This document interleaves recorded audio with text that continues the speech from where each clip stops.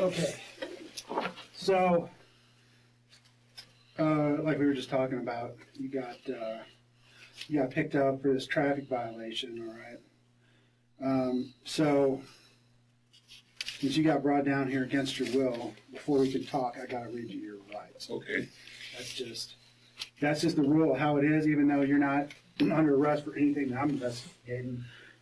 You didn't read me my rights the other day. Well, that's because you weren't under arrest at that Okay. time. So now you've been arrested for this traffic violation, so it changed things. That's the difference. Well, we hope that that's going to get fixed pretty quickly because that is not how. Okay, we can discuss all that. So you have the right to remain silent and not make any statement at all. And any statement you make may be used against you and probably will be used against you at your trial. You understand that? Oh, yeah. Okay, you've had all this. Oh, yes. Any statement you make may be used as evidence against you in court. You understand that? Yes. You have the right to have a lawyer present to advise you prior to and during any questioning. Understand? Okay. If you're unable to employ a lawyer, you have the right to have a lawyer appointed to advise you prior to and during any questioning. Okay. And you have the right to terminate this interview at any time. Okay. Understand that? So, any questions about any of those? No. Basically, you're in charge. Okay, you talk as long as you want to, and then. Well, I need to know, why come you didn't just let me know that you thought I could maybe help somehow? Well, here's the thing. We went over to talk to your wife because we hadn't had a chance to talk to her before. Okay. And so we caught her there. It was just she was there. And Yeah, we had just got back from lunch. Oh, okay. So we talked to her, and she gave us consent to search in the Right. apartment. We're always going to cooperate Right, with sure. you. Sure. And and you have been really cooperative, with the band and everything like that. So And I would hope she's the same way. So she. Oh yeah, she was totally cooperative, very, very helpful with us and everything. So Was there something that you were looking for in there? well, yeah, you understand that we're looking at what we're investigating, right? We talked to you about it the other day. Really. We're investigating a murder that Yeah, happened. I don't know anything about. I don't really understand what you're messing with me for about Sure. it. But Well, like we kind of explained the other day, is that we went to talk to everybody who right.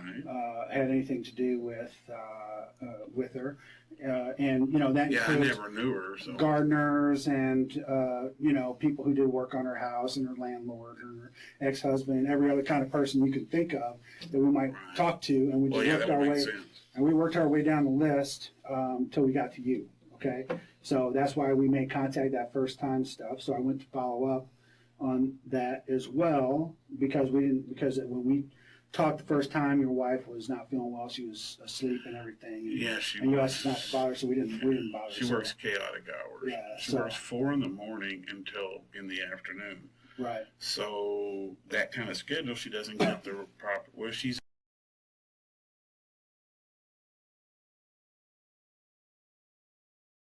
to get up at 3 in the morning. So usually she'll nap in the afternoon. Right. If she, if she feels up to it, we'll do a little something. So today we had lunch, and then I presume she probably was asleep. Whatever y'all. Yeah, I don't know. She didn't say. I think she was changing clothes or something like that. Maybe Okay. by the time we got there.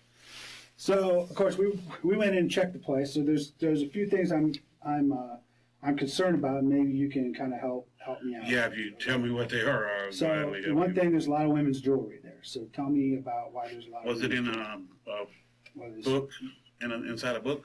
That's one place. Yeah. Okay, I only have a couple of jewelry pieces. I'm wearing one, and I have an alternate that I wear that's a Mother Teresa Right. medallion. I wear sometimes, not very often. Right. I just like Mother Teresa. She was a good person, and she tried to always do for others. Sure. So I like to sometimes, I actually got that from a vendor, for a fair price. You got what? The Mother of Teresa medallion. Oh, the Mother Teresa, the one you're wearing, you mean? No, it was in the Oh, it was in room. the thing. Okay. Yeah. The only thing that I can think of that you would have found is a Bible, or it's actually a book. But when you open it, it's not a book. It's a container, Right. and it's just junk stuff that I let the kiddos randomly play with or pick through. Right. And it's very old. There's nothing, like I would gladly let you do whatever you got to do Right. with it. So how did you come across that stuff? I have collected it for a long time. When I was in 1993, they had stuff here they had to give back to me. They did whatever they wanted to do with it. I've always been a little collector of coins or stones or little junkyard garage sale stuff. Right. If you can get it for 50 cents or $1 or $2, the kiddos will play with it if nothing else. I've got 4 grandbabies. Right. And then like sometimes for a birthday, if you don't have, if you can't afford a good birthday present, then you can give them something out of the junk box. That's just a junk box is all it is. Mm-hmm. And it just so happens to be I used to like to do that a lot. Okay, I used to like to, I still like to go like on the Congress Avenue or whenever there's something going on where there's a lot of foot traffic and foot vendors, I still like to go peruse around and see what the people are having or making. Right. But I presume you understood that from last time. I don't do anything wrong, and I'm fully going to cooperate. Sure. Yeah, you've been very cooperative, and I appreciate with anything. That. So here's a few things. So there was some other stuff that looked newer. There's only one new piece that I know of for sure. And it's that Mother of Teresa. It's a silver chain and a Mother of Teresa medallion, silver dollar size. Okay.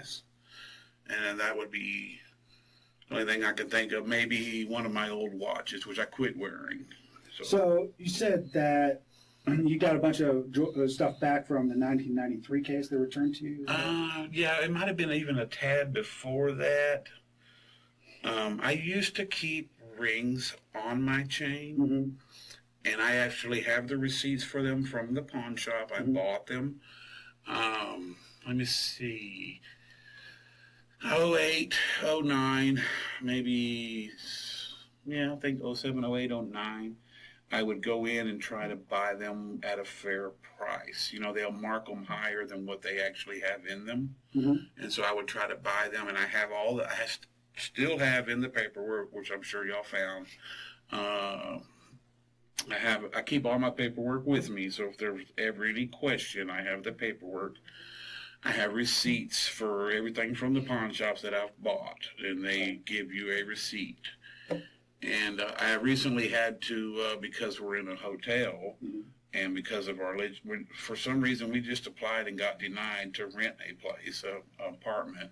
Where was that at? She has the data. I can't think of the name of it. It's right there on 35, and it's in the Tech Ridge area. She would know the name of it, but I paid the deposit and everything and got denied, so we're waiting on that back. And I think you probably found a couple of rental agreements in there that we're trying to enter into to lease, so we don't have to live in that area. Right. It's a pretty crazy area. And she ended up there. I was in trouble about a year or so back. I'm sure you have a record of that. And I have a question, because that's what this license thing is about that you're using against me now, or that's where it originated from. Right. I was asleep in that same van, asleep parked, okay, and then they arrested me for parole violation for not reporting. Right. Okay, and then in the van they found a little bit of marijuana in the van. But they asked me, since the vehicle wasn't moving, right, and since it was just a very minor amount of marijuana, how could that get my license messed up? I'm not sure all the details on that, but I think that whenever you get arrested for marijuana, you have to do like a drug education program, or else your license is, even if it's not in the car, or else your license can get suspended. Yeah, even if you're not even in a car? Yeah, even if you're not in a car. Okay. Yeah. Well, that's how my license ended up being suspended. I've never had any traffic violations or anything like that, so... that annoys me. That's a minor thing. That's the mistreatment of me can hinder any type of anything that you would ever net or gain from associating with me or asking me to figure out what can you figure out to help us or anything. Right. Because I'm an old man, and I've been I did my time, and I've been treated harshly.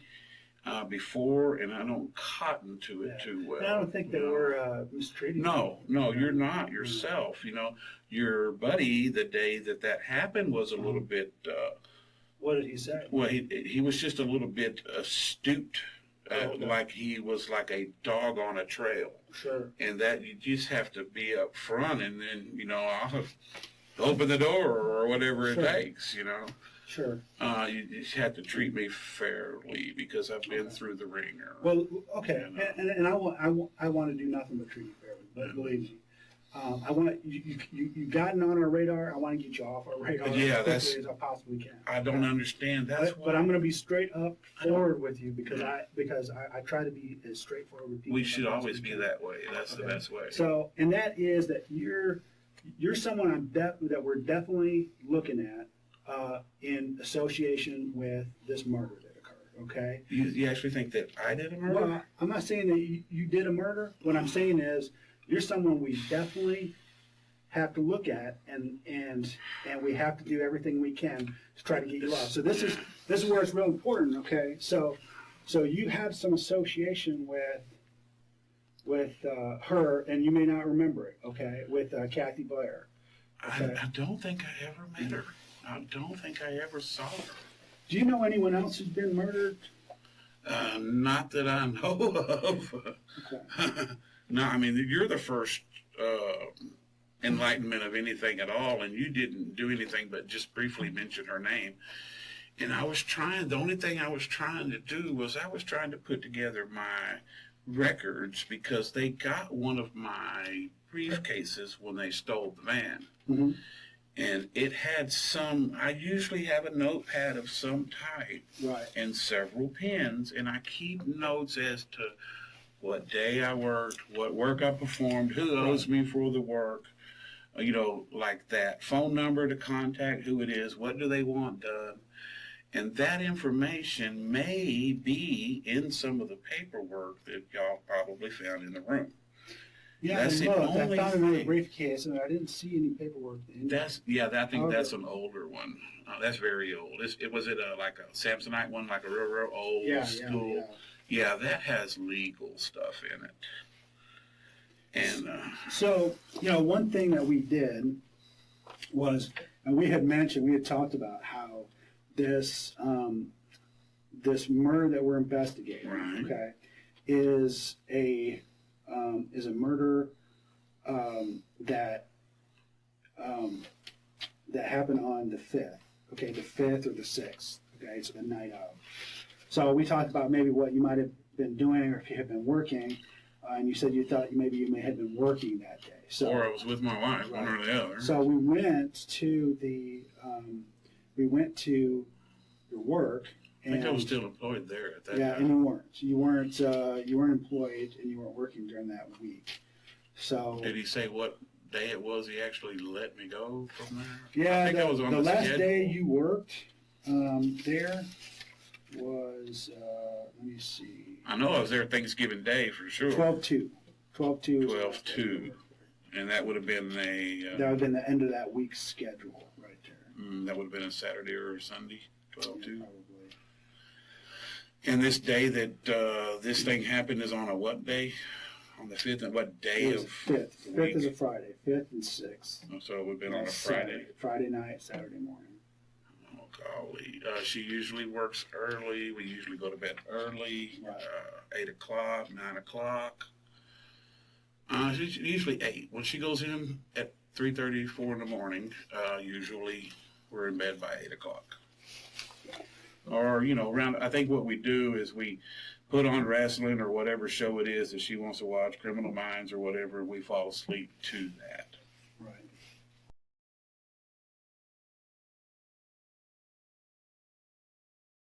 So, tell me your cell phone number again.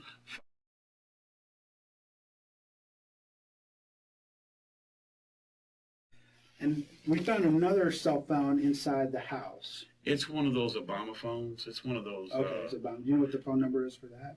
Yeah, I do. It's.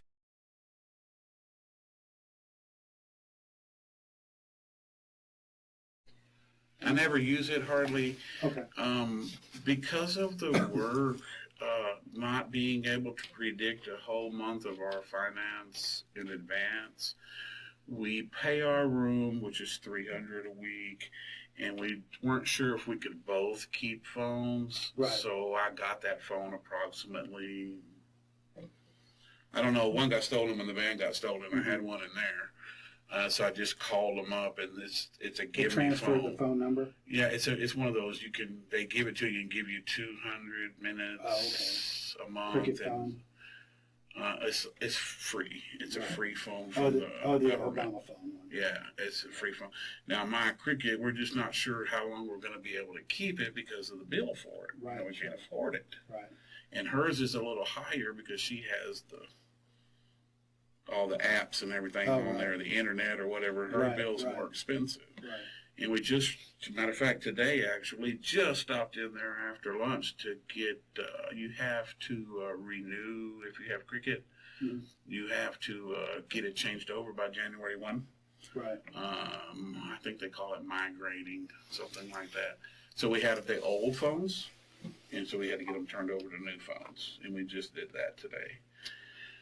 I don't think there's anything I can think of about this thing that you're looking at in question. I just can't. I mean, I was willing to let me ask you this. I mean, because I'll ask you some specific things. I mean, do whatever you need to do. Yeah. So one of the things, and we talked about the jewelry and stuff. So It's I all, noticed, yes. I noticed you pawn a lot of jewelry as well. So where does that come Not a lot, just a little bit. What I do is, and she's actually been with me several times. I stop at garage sales and I'll get silver or gold broken. And I save a little bit of it until I have them, $20, $30, $40, $50, $60, $80 worth, and then I'll actually sell it, not pawn it. Mm-hmm. I buy it and sell it. But not very often, not all the time, is because people are in a crunch for money. There's not a lot of it available. So, I mean, like I have a coin, if you look at my wallet, they took it. I have a coin that I bought. It's a 1895, I think it is. Mm-hmm. And I like I dabble in trinketry is what I call it. Trinkets, just dabble in it. I don't have no secular interest to have a lot of it or anything like that. I just sometimes, if it comes available and I could afford it and I could make money off of it, I would get it. Sure. So one thing as part of our investigation that we're going to do, all of the jewelry we found there. It's all junk. Yeah, it's all garage sale we seized the stuff. jewelry, and we're going to do some like investigation on it. But once the investigation's done, we'll get that stuff back to you. Okay, now what about the knives y'all already took? It's all part of the investigation. Are they ruled out already, or no? All this stuff takes a while. The stuff that we do, it takes a while. So we have to. It takes us. Yeah, because that was unfortunately nothing is really yeah. fast, and that's part of what the deal is that we are,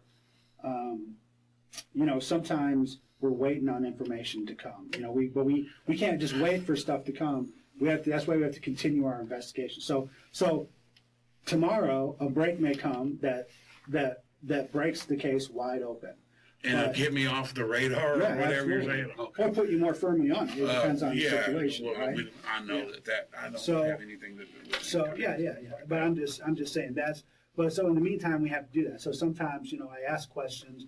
Sometimes I ask questions I know the answer. Sometimes I ask questions I have no idea, but I get the answer later from a separate source or something like that. So one of the things that we do and are going to do is like all you the did stuff today. that we pawned. Yeah, all the stuff that we pawned is that we're gonna take that stuff and we're gonna check it for DNA. And we're gonna make sure that it doesn't whatever have you gotta any. do. Obviously, we know it's gonna have your stuff on it. We have we have a reference sample from you. That's why we got it. And make sure that there's nothing from any of our victims that's on there. Okay. Right. The main thing I'm concerned about is this. The main thing I'm concerned about is murder. Okay. I don't really investigate all that other stuff. Okay. This is So okay. that's for you. Yeah, that's water. And here's the thing, and I'm kind of glad that I'm talking to you because you're kind of more of a, what I would say, kind of more of an experienced type of person. You've been around the system, kind of what it's about, right? I've been handled roughly. So I've never been treated right fairly Right. by the system right in any fashion. Even when I chose to do 15 years on a cockamamie story, that if you go back and look at the story yourself, Right. okay, which I'm sure you can do because I'm sure there's a report of it. If you go back and look at for yourself, you will see that it's a cockamamie thing. The 93 case. Yeah, and I did the time for it. Sure. And the whole time I learned and studied how can I keep myself away from this kind of stuff. Right. And just because of my situation with work, I've been working at 7-Elevens. Unbelittled to me, I'm highly more skilled than that. Right. But I would rather do that than to go any other route. Right. You know, I can barely make a paltry living. But here's the point I want to make to you, and I think you'll understand this because you've probably seen guys do the same thing. And that is, so, like when I go in and I'm investigating something, I'm investigating a murder. I really don't care about all the other stuff, you know what I mean? But if it comes up, it comes up, and if people are lying to me, then then I'm gonna use it against them however I need to. Right. If I need to do it for Of my course, investigation, of that's what I'm gonna do. So So I always make sure I tell people, hey, listen, I'm investigating a murder. Okay, Right, which takes precedence over anything smaller. If you're trying to worm your way out of theft or something like that, something minor, in order to avoid a theft, you might just get yourself into a situation where you get hemmed up on a murder. And that's what we don't want to have happen. So it's very important. I'm not trying to hem you up. It might seem like I am. I'm not. I'm just the opposite. The quicker I can get you off the radar, the better it is for me. Because then, does my wife understand your side? Yes, yeah, we explain all of this to her. You know, okay. So, but yeah, because I don't know anything about her murder. Okay, so, I know a little bit about some other things, but not that. Yeah. So let me ask this, because this is a key thing, and this is something that might have happened. Is that did anyone give you anything to pawn or give you anything? And now looking back on it, went, well, man, I don't want to have that one held over my head because now that the cops are looking at it, because sometimes people who don't have a clean record will get somebody else who can pawn stuff, aren't red flagged and stuff to pawn stuff. So that'd be important for me to know because I don't want you to get hemmed up over. This was December the 6th, and this is December the 30th. Let me think a second. This month.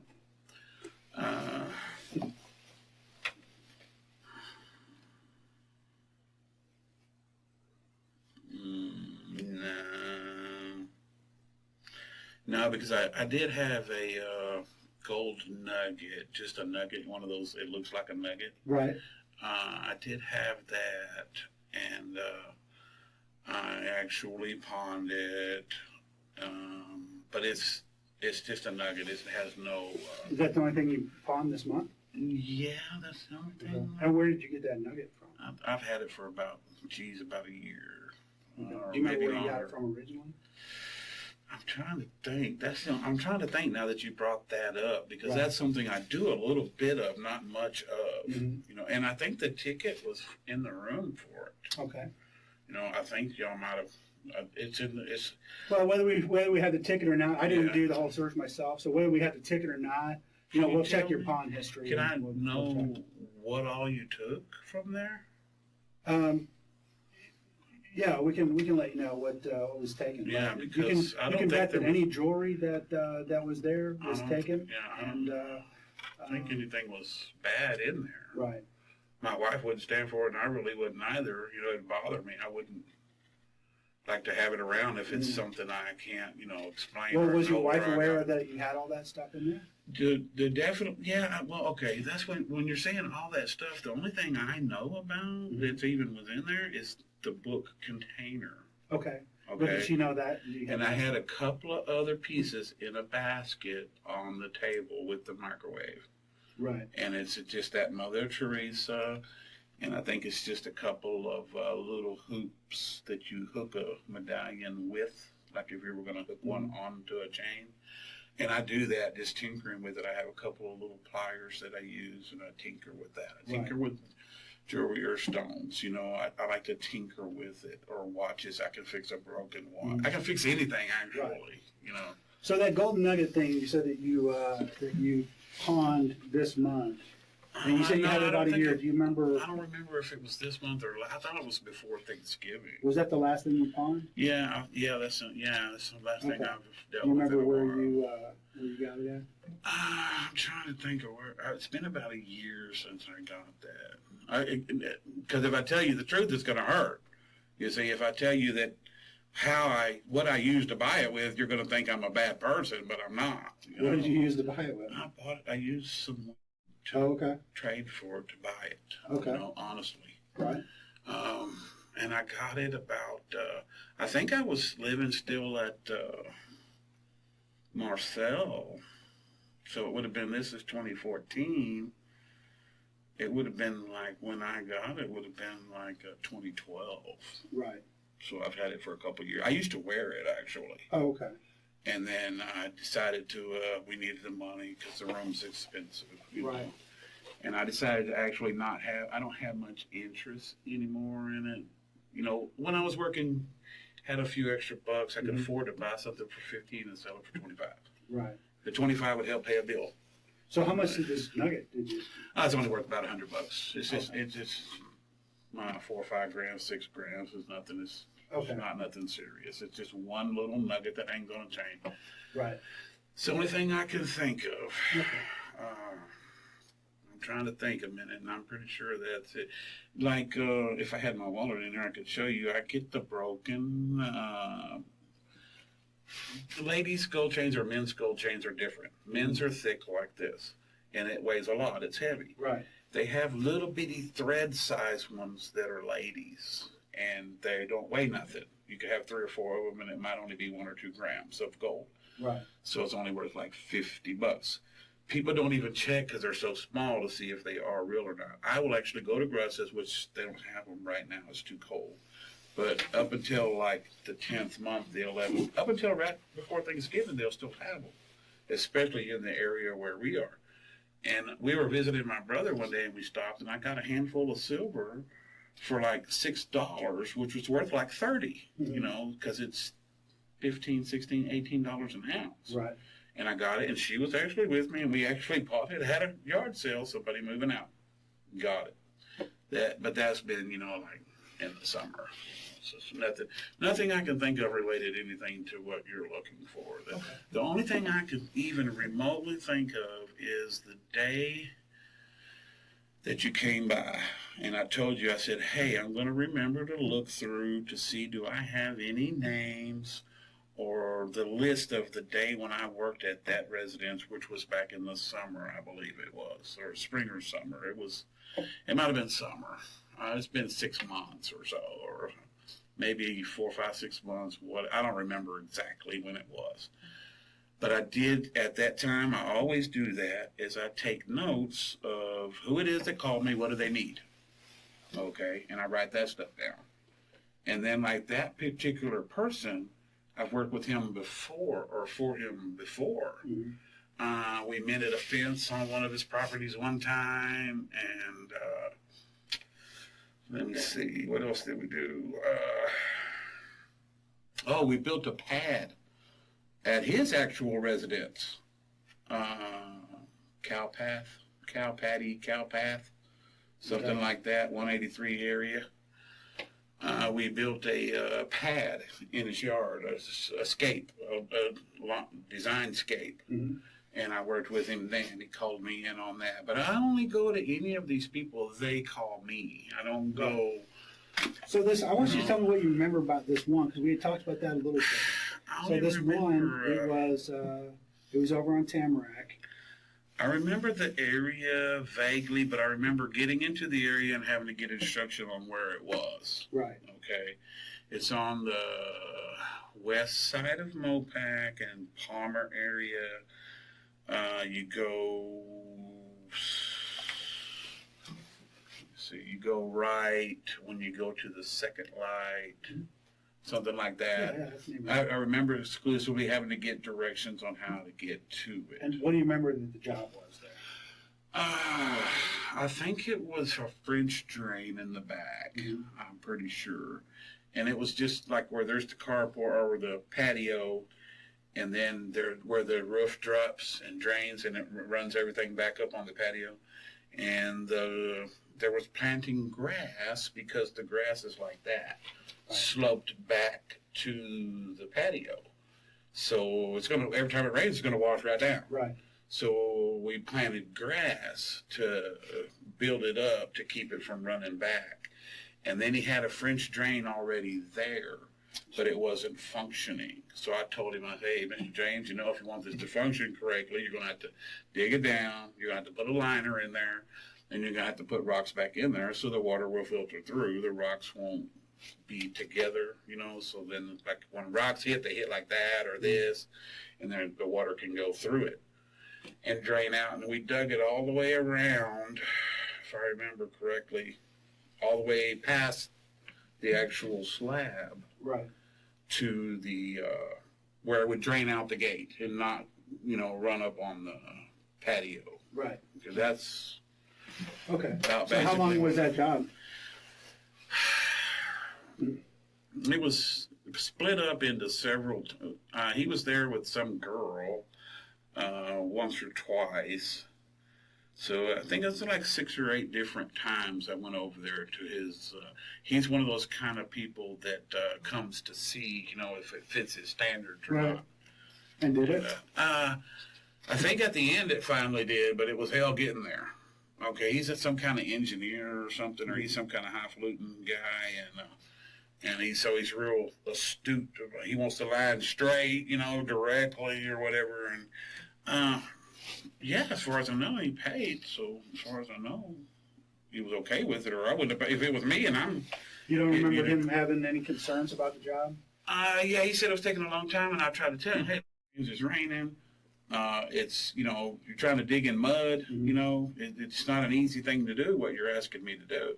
I'm going to do it, but it's not an easy task. You need equipment in here. I was doing it with just a pickaxe and a shovel. Right. Just with my bare hands, Right. Yeah, it was very lengthy. He changed up once or twice the idea or the concept that he wanted to use, and then he wanted to bring in, like, we were going to use what was already there. So this is why it took so long. He had me dig out the rock that was in there and screen the dirt off of it, and so it takes a minute to do all that, sure. and he should have known, because he's the one asking me to do the work. He should have known what this is going to entail, Right. And it's not an easy task, but I did it. And I finally, I think he was a little, only thing is, I remember specifically is that he called me and asked me, what did he owe me? And I said, well, this is how many hours I got in at James. So you decide, I'll leave it up to you, but this is how many hours I got. And if you want to be fair about it, then you'll meet somewhere close to these hours. And he didn't. It was a little under that, just a tad under. But that was okay with me because when you're just standing there screening rock that you dug up, you're not working very hard. Right. So the guy who hired you, what was his name? His name is... He owned the house? Yeah, he's the owner. He didn't live there? I thought he did at one time. Okay. But at the time you were doing the work, was he living there? I don't think he was. I think he lived on Cow Patty or Cow Path. He's the owner, right, as far as I know. Right. And do you remember having any contact with the person who did live there? No, I just remember her coming and going in some kind of I want to say it was a Suburban, but I'm not sure. It could have been a Yukon or whatever, some kind of an SUV, a big SUV, Right. coming and going a couple of times while, actually talked to the lady while I was there. Okay. And just said, hey, this is Tim. This is the guy that does a lot of work for me, and he'll be doing this job, or whatever. Something like that initially. Do you remember talking to you or having some concerns about that you brought somebody else to the job? Yeah, we didn't work, though. We didn't work that day. It was rained out. It was bad weather. It was that where we had those, I call them freaky rains, but it's where the sun's shining, but then it's going to rain. Right. predicted to rain 20, 30, 40%, but it'll still rain. But you did go to the job site with another person? I think I might have had, yeah, that's the thing I was going to look up and see who that was. Anytime somebody helps me, I usually have some kind of a data on them of some kind, you know. And I've only used a few. I've only used a few helpers over the years. And I don't do this that much. You see, I don't do this kind of work that much. Only in between regular jobs. And you ever use your brothers to help you out? No, I help them. Help them? Okay. Yeah, I help them. At that residence that he owns another one. And I've helped do a fence and let me think, a fence in a driveway, I think, or stone in a driveway, something to do with the stone in a driveway, at another building, another residence that he owns, that guy, Mr. And his last name is bewildering to me, but it's Mr. James, that's what I call him. So, and his last name, I can't think of it off the top of my head. I'm a little out of sort because I got to pee again, but it's pretty bad. So just a quick question. When we talked about this before, but I just want to clarify. So you never went into the house while you were No. Yeah, definitely not. So, I mean, definitely not. You got to pee a lot. You didn't ever have to go in and use the restroom in there? No, I'm kind of pretty, I'll piss outside. Right.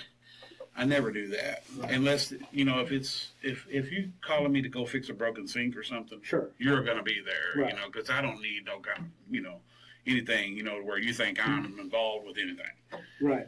Well, and the thing is, and the reason I asked, I'm kind of cautious about that. Yeah, I mean, that is an important thing, especially in this particular circumstance, because, you know, obviously, like we say, one of the things we check is DNA. Yeah. And even when somebody is, you know, wearing work gloves or whatever, going in and out, there's still a lot of times will leave DNA there at the scene. So, Yeah. you know, we like to make sure that someone's Yeah. been inside, that we make sure that we get them identified, and that there's a reason that they might have left their DNA there at the scene. Yeah, I don't do not remember going inside at all. Okay. As a matter of fact, I don't ever remember even, I think just one day, but I'm not even sure. I think one of the days, Mr. would probably remember having me meet him over there and taking me to show who I am to the person. Right. You know, so this guy's going to be back there doing that French drain. And like I said, never. So might you have been in the house? No, I take my own drink. I take my own drinks. I take my own food. I don't, like you saw in the van, I got it in the summertime. I'll take a container full of tea. Mm-hmm. And then I go to corner stores, you know, grab a 99-cent brisk tea or grab ice water. That's one of the things I'm a decent guy, okay? Right. So I don't even leave my cigarette butts. Right. Okay, I put my cigarette butts, when I'm working, I put my cigarette butts in my pocket. And your officer, the one which I'm hoping that's going to be fixed, because it's going to cause me a lot of headache if I have to get arrested for driving while license suspended. Because then the parole people are going to come in. The last time this just recently happened, I ended up spending 90 days.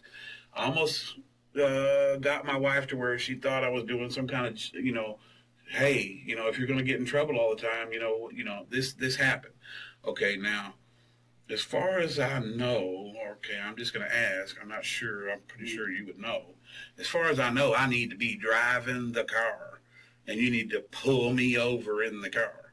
Well, they could observe you operating the car. Okay, well, that y'all did do. Okay, I was coming because she told me y'all are there, and I'm like, she didn't say it was you. I probably wouldn't have been so pretentious had it. Right. She had said that it was you. Right. You know, because you're somebody I met, and you treated me fairly. Right. So that's, as long as that still exists, then, you know, I can always try to meet that fairly. But if that doesn't exist, you know, and I get screwed, then, you know, that's... No one's trying to screw you, okay? I mean, you do, I mean, understand, okay? You're not allowed to drive a car. Right, okay? I understand that. I do know that. So there's going to be some sort of enforcement action. There's going to be a ticket at the very least, okay? So for today, though, for just because of today, because y'all are in for there at the residence, and I didn't know that you're there. All you had to do was call me. I would have been there. right. You Okay. see? Well, I can't help. I mean, that I Let me can't. know. I can't. You know, just let me know you need to search the place. You know, I probably would have let you then if you would have let me walk in and wake her up. You know, Sure. you could search it right then. You know, I'm totally trying to do. Well, I'll talk to the officer when I'm done here. Okay, I can't make Okay. any guarantees. Okay.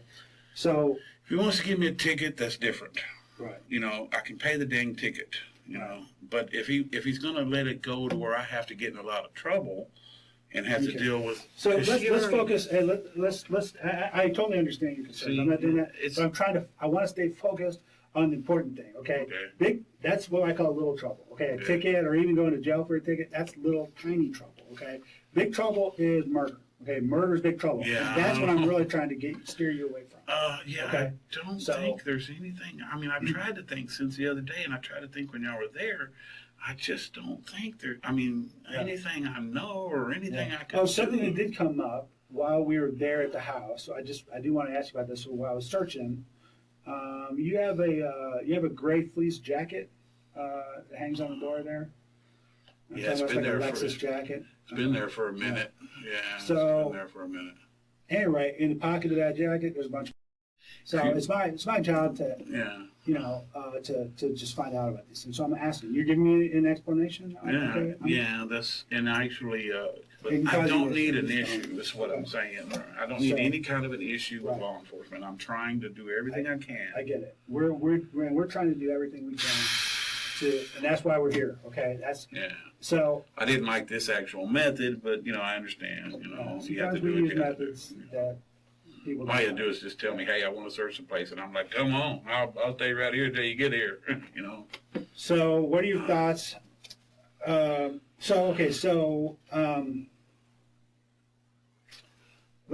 talk about Tamarack a little bit more. So, do you remember? I guess you met the woman, but that was about it. It was so vague, I wouldn't even. So it didn't ring a bell when there was news reports about a murder over there. I didn't ever see them or know of them, as far as I know. Did y'all publicize it? Mm-hmm. Yeah, I didn't ever know. We read the paper. Mm-hmm. I'm sure you saw that. We get the Sunday paper, and we also get holiday papers. Right. Okay. She's just astute about that. And I don't think we read about it. So let me just ask you a question. Do you know anyone else who's been murdered this month? Shouldn't be a hard question. Who's been murdered? You mean this month? Yeah, somebody. She went to some funeral and a church thing for something. Who did? My wife did. She actually. I couldn't go. I was actually working. Somebody from our church. I didn't know them, but they're from our church. Did your wife know them? I think so. I think she did, or she knew maybe from the church knew them.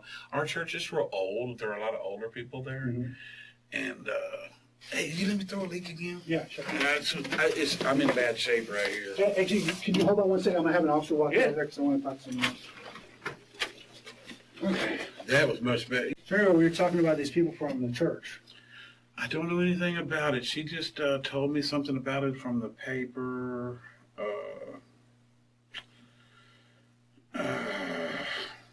She would know more than I would. She brought me the thing from the church. And so what did she say? What did she say? She just said she knew them. Yeah. She knew them from the church. You got to understand, the church is really weird. I go there, and I set up all the tables. And then, like, right after we have the dinner or the whatever function we're having, they break down the tables, and they're all old. So I do it, okay? And then there's one or two other guys that help do it, and they're actually pretty old, and they shouldn't be doing it. But I do it. So basically, I don't get involved in the church stuff for the people. I'm kind of busy either in the kitchen or doing the tables or whatever. I'm just kind of there. We got married there in the church. And so we're members. We're not like very active members of the church, but we go there some. It's been a while since we've went though, about a year or so. They just have functions. Sometimes they'll invite us for. So what did your wife tell you had happened to these people? I don't think she knew us other than just whatever the paper said. She read about it. The only thing I remember is we were laying there, and she read something in the paper about it, and then she looked at me, and she had a couple of tears in her eyes. So I said, "What's wrong, baby?" And she said that she knew those people. Oh, Okay, so, or maybe not knew in the sense of like first name basis or whatever, but knew, them from the church, and knew that they were members of the same church. And then like a lot of the people don't go very much because they're healthy and they're old, so they don't go a whole lot. So you wouldn't see them. Like I used to go to Bible study Sunday mornings at 9:30. And just Bible study, but there's a service after, and there's a service, a breakfast or a lunch or whatever, and I didn't go to none. So you of that. never met these people? If I told you what their names were, Yeah, if, I never. their name was Shelton, you never met them? I only just knew because my wife had told me about it, and she brought me the thing that they give you when you're there, when you go to the thing. So you didn't go to the funeral? No, I was busy working. I think she asked me or told me she was going to try to go, and then her schedule was like she just barely got off from work in time to go or something like that. I don't. I just vaguely remember it. I don't. I was kind of like the day when you ran into me as to why you found the stuff in the gray fleece jacket. Okay. So let me ask you. Actually, we're talking about stuff from the apartment. So that's the only thing I can think there of. was in the backpack. You have a backpack, and there was some jewelry in that backpack as well, including some in a box. Oh, yeah, that's actually it was bought. It's actually a blue and purple stone silver ring, something like that. And it's in a case, and it was actually bought. And that should have been, I think there's only a watch or two couple of old watches. I used to wear them all the time like you do, but I don't anymore. And so there were a lot of jewelry bags in there, like, like the bags that you buy jewelry in, that sort of thing. Little velvet bags or little plastic bags. Right. Yeah, I keep a few of those around for that. I actually have things in them, like usually I'll put it up.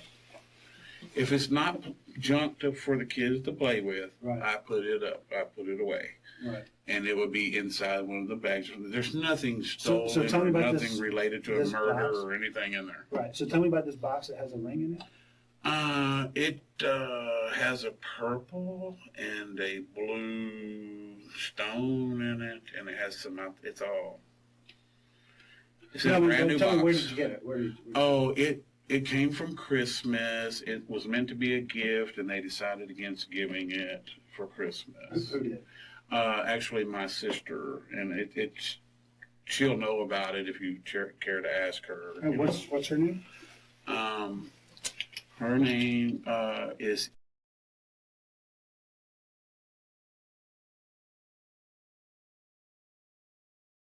In other words, there's nothing, So she had originally bought it. Well, I don't know, other than it was supposed to go to someone and it didn't go to somebody around Christmas. So you got it from her. Yeah, I got it from Okay, and what's the phone number?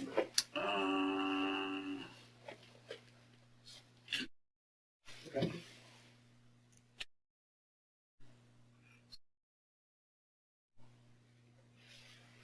Okay. Yeah, it belongs. Yeah, it's brand new. It belongs to them. There's not, man. You obviously don't believe me, but there's nothing that I would not let you search or deal with. Well, I'm a little concerned. I mean, when I see stuff, I'll tell you, I'm not saying I don't believe you, but I just have to look at things in an objective way. Check out your records for back with me, and I will actually even, given the chance, I will actually show you all receipts for everything ever bought from the pawn shop. And there's a stack like this. Sure. Okay, so I don't do it. I did it a lot in 07, 08, 09. I kind of sort of messed with trinkets a little bit, but kind of quit because of financial. You can't afford it. But I have the receipts for everything, that I've ever bought. I have the receipt. It's a big stack of them. And I also even bought 3 men's pieces and kept the receipt. You know, it was a large purchase. I was working for the moving company and driver for a moving truck and making good money, like 7, 8, 900 a week. You know? Right. Plus tips. Right. Plus tips. So it'd be like another half a paycheck in tips. So you're a pretty healthy guy. I know you got the key. I'm very knowledgeable. I can do any kind of plumbing, any kind of electrical, not major electrical where you tie into the power source, but like ceiling fans or these lights or yard work. Obviously, you do yard work. Not so much. I can tell others how to do it and make sure it gets done right. Sure. Right. Pretty much. And I can make sure make sure the job goes well on a major scape. They call it hardscaping is what they call it. Right. It's where there's a lot of stones and a little bit of plants and makes it look really cool. I'm curious, you know, it bugs me a little bit. When I stepped out of my van, they didn't have weapons drawn on me, but they said I was not under arrest. Okay. I asked you, am I under arrest? Well, I think at that moment they were detaining you, so they hadn't really made a decision at that point. And well, I always want to know. Sure, I always want to know what, you know, is going on. I try to be alert to that. Well, and I'm trying to keep you up to date on what's going on. And one thing that's going on for sure is that we're, you know, conducting a murder investigation. Here's an interesting thing, okay? So, as we discussed, okay, Are you liking me for this thing, or are you liking to try to, you know, make sure that I'm not liked for this thing? Here's the deal, okay? Here's the deal. This is what I want, and this is not trying. I'm not trying to be pat, okay? What I'm trying to do is, if you did it, I want to get the proof on you. If you didn't do it, I want to get you out of the way as soon as I possibly can. Yeah, I want to do the same thing. So, and here's what I'm running I didn't do it. Okay, I get it. Here's what I'm running into, okay? So... You're looking for anything little. You got there, but here's the thing too, okay? And some we just discussed. And that is that, so you have Kathy Blair over on Tamarack, right? You were over at her house. Well, I heard you say right. the name, but she didn't contract me or anything. I wouldn't even know her. Here's the deal too, okay? You know? Weird coincidence. The Sheltons, you also have a connection to the Sheltons too. I don't. Okay. I don't. I mean, I didn't know them or anything. You go to the same church. But you got to understand, and your wife knows them pretty well enough. That she knew them, but I didn't. They're separate. And just to be on the safe side, you never been in their house. Right? Never been in their house. Because she did. Never been in their house. Your wife did massage and stuff like that over for them at their house. She had said something about she knew them. Okay. Yeah. But I would. So you never went in there? No, I didn't have nothing. I just want to make sure, because that's, again, when we're talking about just making sure that if we see something, we have an explanation. You know, it's like I ask you, everything that we've done, everything I've seen that concerns me, I ask you, and you give me an explanation, okay? Like, I found pills, I ask you, you give me an explanation. I want to make sure that I found jewelry, I ask you, you give me an explanation. And that's what I'm looking for. So when I'm asking you stuff, all I'm asking you for I want to make sure we can put it all on the table for here. explanation, okay? And I'm not trying to BS you. I'm not trying to do it. But it is just kind of weird that I thought y'all were looking for you just knives. happen to know people that were well, duh. 3 people have been murdered this month. Okay, how many people? Well, 3. There was the Sheltons were murdered and Kathy. The Sheltons, more than one. Yes. She had just said it was the lady. Well, maybe she just knew the lady. Yeah, maybe that's what she meant. Yeah. So that's a weird coincidence. It doesn't mean that you did it. Okay? Yeah, well, I definitely so that's a weird didn't. coincidence. All right. I mean, doesn't even mean that we can do whatever it takes. That it just means that we got 2 unsolved cases. Okay, and you're kind of a link between those 2 unsolved cases. So that's what makes this so weird. So now you kind of understand what I'm looking at. I'm like, that's weird. That's weird. Right? So I got to look at you. I got to, because when I find the right guy, they're going to say, well, why didn't you look at this guy? You were obviously focused on my guy and not on this. So I got to do it. I got to look at you. Is there anything that I should do or can do that you can advise me of that I should, you know? Well, if you can help us. Yeah. Like one thing I want to try to figure out, and I don't know, maybe you don't remember, but are you, and the biggest thing, I mean, I'll just tell you this, and the answer to that question right there is to tell the truth. I mean, 100% tell the truth. And listen, I know you're saying it always, but listen, I've also been a cop for like, over 20 years, so I know that people lie to the cops. Okay, it's just normal. Well, I'm not interested. Even my friends lie to me because I'm a cop. It just happens. Okay, especially a guy who's been around the block a few times. Okay? I put it straight up with you. I put it straight up front. And I don't hold that against you. Yeah. Okay, but in this case, it is super important that I get just the truth, even if it's bad, even if it makes you look bad. I'm not worried about that. I'm honestly not worried about you looking bad. I'm just worried about getting to the truth. Okay, now I know you told me some stuff already. You can follow the record. Check it out. Right. When they found me asleep, they found a little bit of weed. Right. They piss tested me, and my piss was clean. Right. They're asking me, well, why did we find weed? Right. Because it has a more powerful dollar component. Okay. You can buy other stuff. Well, no, it's just the dollar's only worth $1. Right. But with this, you can actually use it for something that you could buy that would gain you more of $1. Right. You see, that's why they found it's just a little a bit. unit of exchange. Yeah, that's exactly why they found it. Right.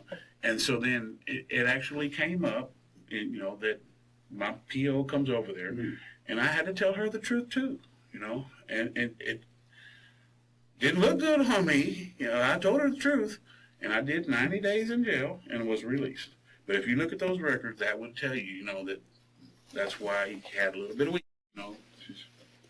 I'll tell you the truth. Yeah, I'm not worried about that. I mean, that's all little stuff. Yeah, so the big stuff is the big stuff. Okay, so here's another big thing. I might know a few little things, but I don't know any big. There's another big things through a variety of ways.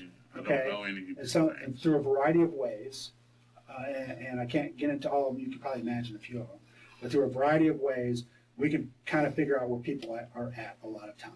Okay. And I'm an old man. I'm a nickel and dime. So the important thing is we need to know on that night that the murder happened on Tamarack, was the 5th and 6th. Would you have been over there for any reason at all? Hell no. The night the Sheldons were killed, and that was I vaguely remember her reading about it in the paper to me. So let me tell you the date on that. That was the 15th. 15th. Okay. Would so it could have happened the 14th. Would I have been in that neighborhood? Is that what you're asking me? No. Now that's, do you know what neighborhood it is? I think so. She had said right close by the church area. Okay. So that's just. You know what street they lived on? I think she said. It can't be that many because there's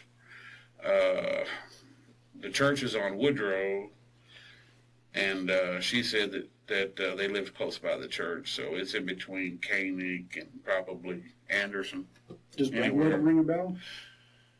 Yeah, it does actually. Brentwood does because that's where I actually lived. So you lived on Brentwood. In 07.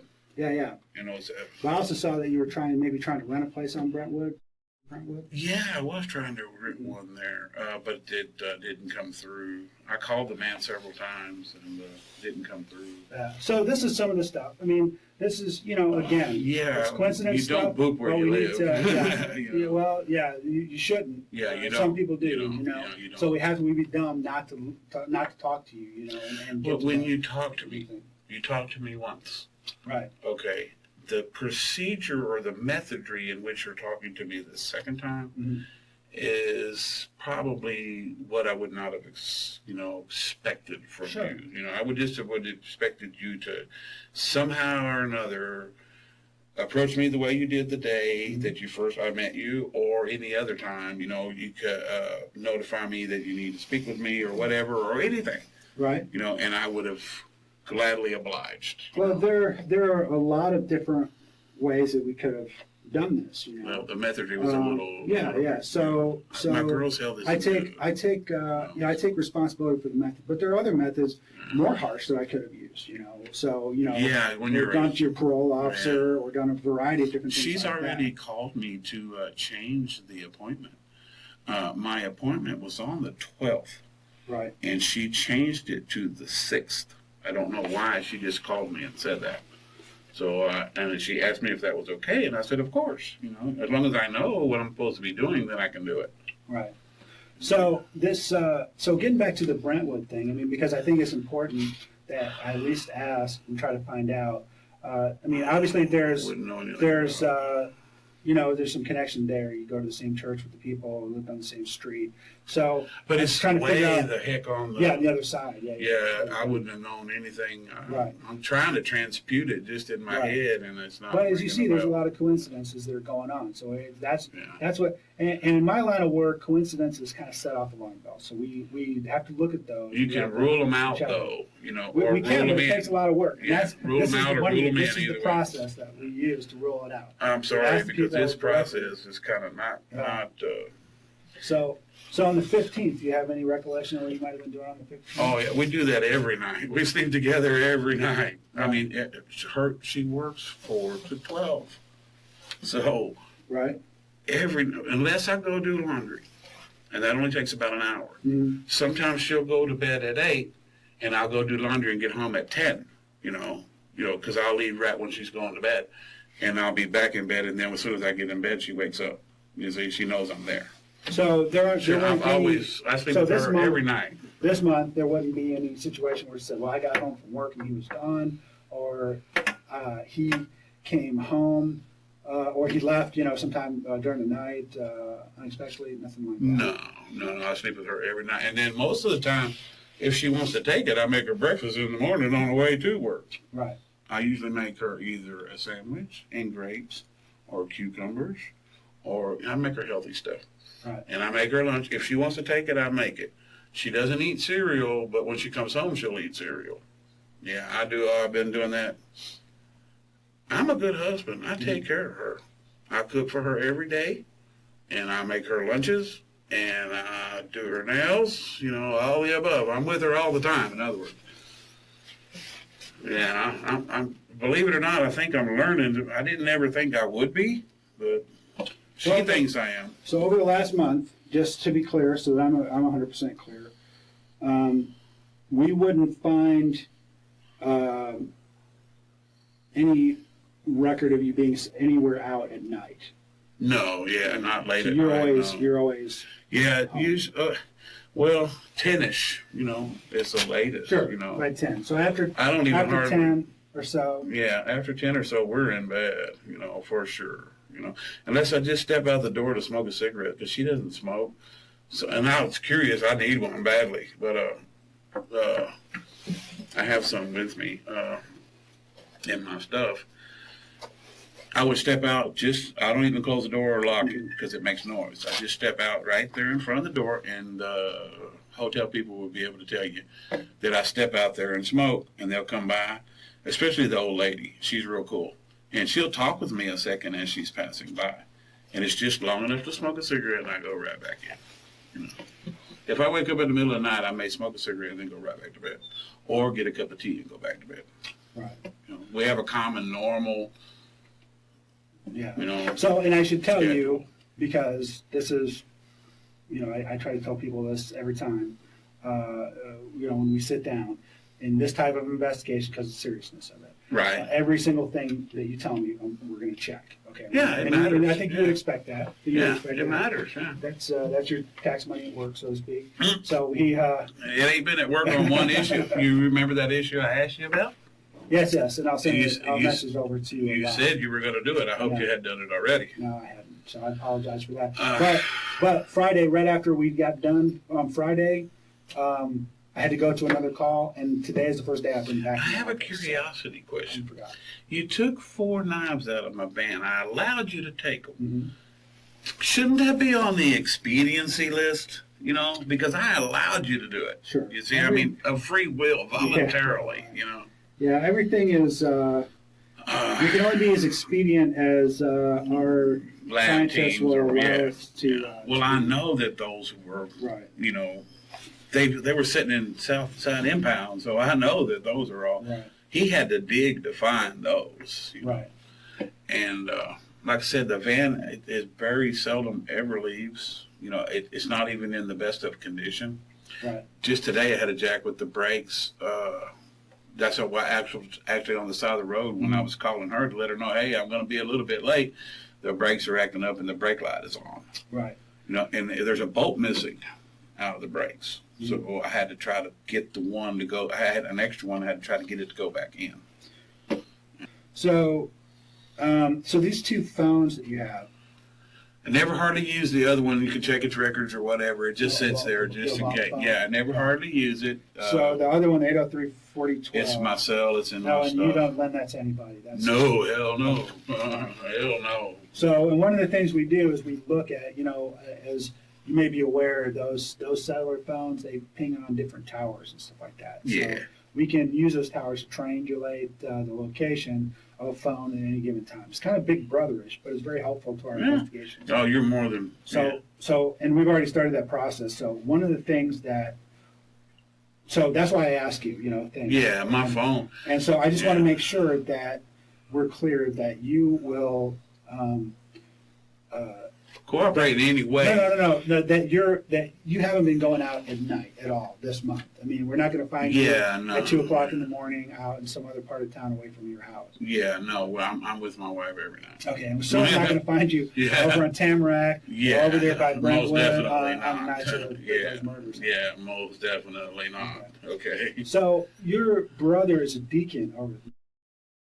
Is that right? Yeah, I'm not sure exactly what he does, but yeah. Did you discuss at all the murders with him?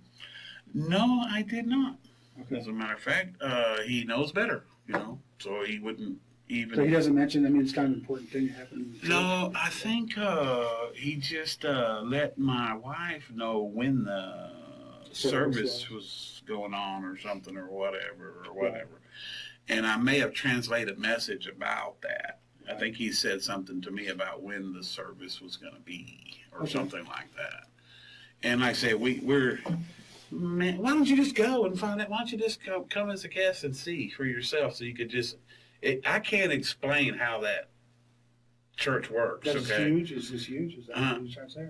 Well, I can't explain because when you're there, you only have a particular thing that you're doing. Right. And it encompasses the whole time you're there. Right. So whatever's going on over here or over there, you're not going to know because that's not what you're doing. Right. See, so there's all kinds of stuff going on there. They have so many things going on. They have sewing clubs. They have excursions for the youth. They have, well, now I do pay attention to the youth, though. Right. Because my niece is one of them. Her name's and I try to make sure they don't have cellular devices on, you know, during church service. You know, they got these little toy games and pads and all this jazz now. Well, I don't agree with any of that. Yeah. So you know, one of the things that I heard about the church, and talking to the people at the church, is that there's been a lot of discussion at the church about these murders because it involved two of their parishioners. Oh, yeah, I would imagine so. Yeah. But you didn't like hear about any of that stuff? Or participate in it? No. No, not participate, but just hear the gospel that's going on. No, other than I think there's one guy named Nick, and I believe he's the son or the nephew of one of the other people of the church had said something about it vaguely, and I don't remember even what it was, but something to the tune. I wanted to say that I'm not sure. Okay, this is very not knowledgeable for me. I don't know about a lot of things. I know who's passing through the parking lot. Right. I know what time this store closes, or because it's right next door to the AutoZone, or some things like that. You know, I could know about. But this kind of thing I wouldn't know about. It's not from even in my thought pattern. You know. That just seems odd to me. You know? And not knowing the dynamics, but it seems odd. Yeah. Because that was a big deal at that church. I vaguely remember one thing, and I wanted to say brought it up, but I'm not even sure if I brought it up. But something about the car being taken. The car being taken? Their car being taken, or something like that. Right. And then later on, it was discovered that it wasn't taken, or something like that. Okay. That's only, I just vaguely remember hearing something about that. And I don't even remember if it was either the nephew or the grandson of one of the others. around 20-ish or so, Right. and he's a security guard. Just about the only thing I can remember is that something vaguely about their car, and then their car missing, and then their car was not missing. Mhm.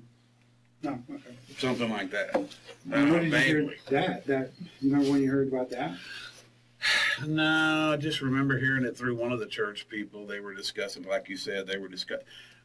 The only time they would say something to me is, Tim, we're setting up, or Tim, we're not setting up, or how are you doing, Tim? Right. Or something. You see, Right. it's kind of like the whole thing. You just have to go one time, you'll understand. Everything is structured. The people walking this way are going to this. The people over here are doing this. You know, and so I see. this don't mess with that Right. until after everything's all said and done, and you might say hi or bye on the way out or in the parking lot, or or you might hang, like I usually hang back and put up the tables or the chairs, and we're usually the last ones to go. Like that. That's how it functions. It's very proper, very laid back kind of atmosphere. Like I wash dishes. Right. I'll be in the kitchen, so I don't know what's going on out there because I'm washing dishes. That kind of thing. Or sweeping the floor. The last time I did it all the way was been about 6 months. Probably time to do it again. But they set up a buffet or a dinner once a week in there. And the gym floor is rubber or vulcanized rubber. So you spill crumbs, etc. And over time it becomes gummied or gussied. And you have to mop it. That's the only way to get that stuff up. Right. Because it's foam. But it's covered foam. It's not like this raw foam. It's covered with plastic sealant kind of foam. And so once in a while I pay attention to that. So I'll be doing that, not paying attention to whatever's going on. Because I'm busy doing that. So we had discussed earlier, one of the things that you had asked me is, what can you do to help? Yeah, because I told you I would look, and I never got the chance. But I would like to look. So that's one thing that can See. help us. If you could figure out who you might have been with in there. But I there's should another have thing- some notes about it somewhere. There's another thing that we do. It's an investigative tool we use in cases like this where we're just trying to eliminate people as possible suspects. And Well, I that is- did that already. Right, and that is a polygraph. Oh, yeah, I could do that So, too. yeah. Yeah. So If you want me to, I will. But I thought I was doing that when I did the DNA. no, DNA is for so people leave traces of DNA behind. Like it could be in your hair, it could be in your skin. You could sneeze and blow it out. I And understand. people kind of tend to leave it all around. And even when they wear gloves and get fingerprints or something like that, a lot of time we'll get DNA because Yeah. they've breathed on something or they coughed on something or hair fell out. Yeah, or something understandable. like that. So Well, we I get thought that like that that. was So that's why we enough get to- that. Yeah. Well, that helps us, And then you taking we get those something. weapons out of the car. You're calling them weapons, or he called them weapons that day. And to me, I think they're all 6 months or a year been in there. Right. I don't even remember the fourth one. I was looking over that list, the description list that he gave me, and I can't even really. He writes kind of fancy a little bit. I can't even really read the whole thing. But he said one of them was some type of a broken kitchen knife or something. Now that one I really can't even figure in my own head where it came from or how it got in there. But I know it's been in there since the van was stolen or before, Sure. because it sat in Southside for a good while. Before they ever let me know. So what I'll do is I'll be able to get hold of you, and we'll make arrangements for the polygraph. And Yeah, I don't mind we'll do doing it. that. I don't mind Maybe doing tomorrow, anything. tomorrow afternoon is I don't mind doing anything that helps. Okay, Right. but as long as it's remembered, hey, he helped us. Let's help him back. Again. Because I had something I asked about, and I know for a fact that it was parked when it was stolen, and they broke that door lock. It was parked underneath that camera. Right. And I'm going to take care of that. And, Okay, so there's yeah. So I something's telling apologize for me. that. Well, by the same token, we talked, and you said you would check your stuff, and you didn't get around to it.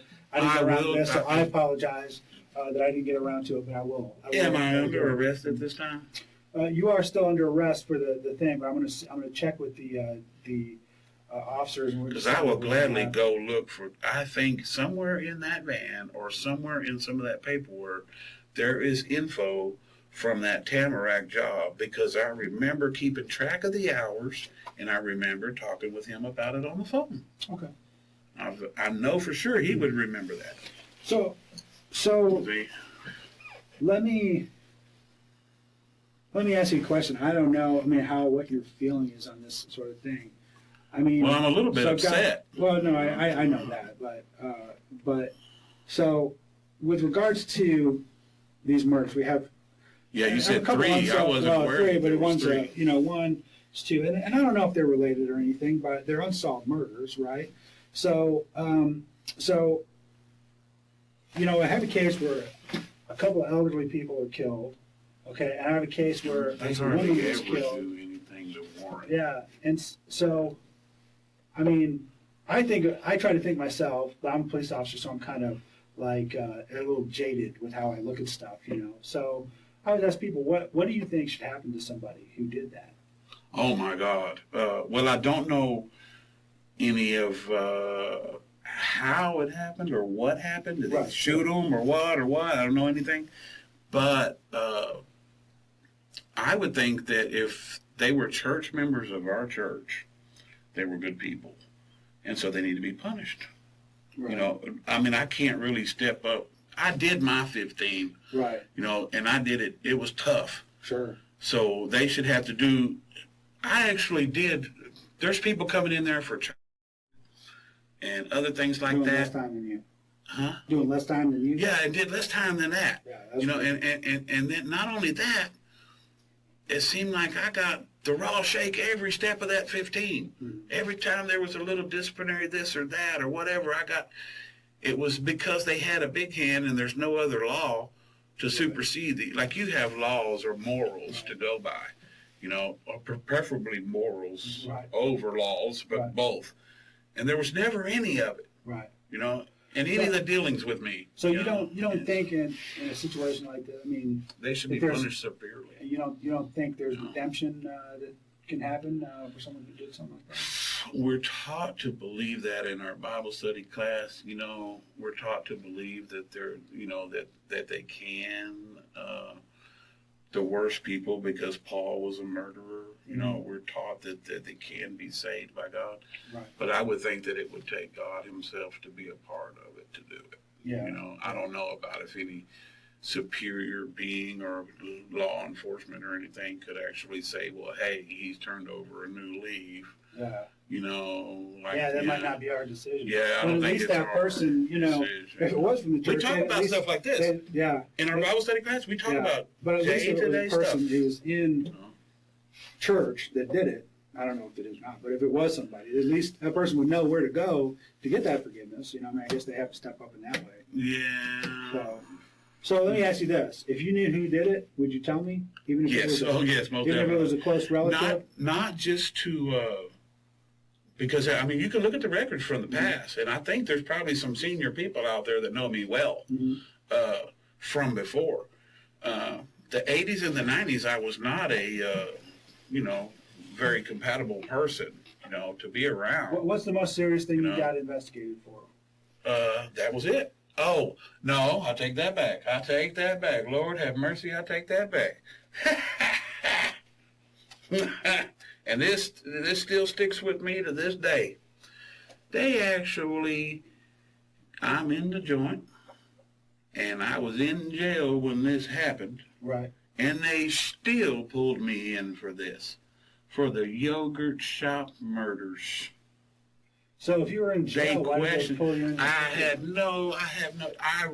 remember broad as day sitting up in the day room watching TV in Why a the fuck county, you talking to me? I think I was in prison, and I'm sitting up. I don't remember. I was locked up Right. for something else, and I'm sitting up, and all of a sudden I'm looking up, and I'm seeing that on TV. Something's going on with some of these guys from that, and lo and behold, they pulled me all the way back from TDC back down here to Austin for that.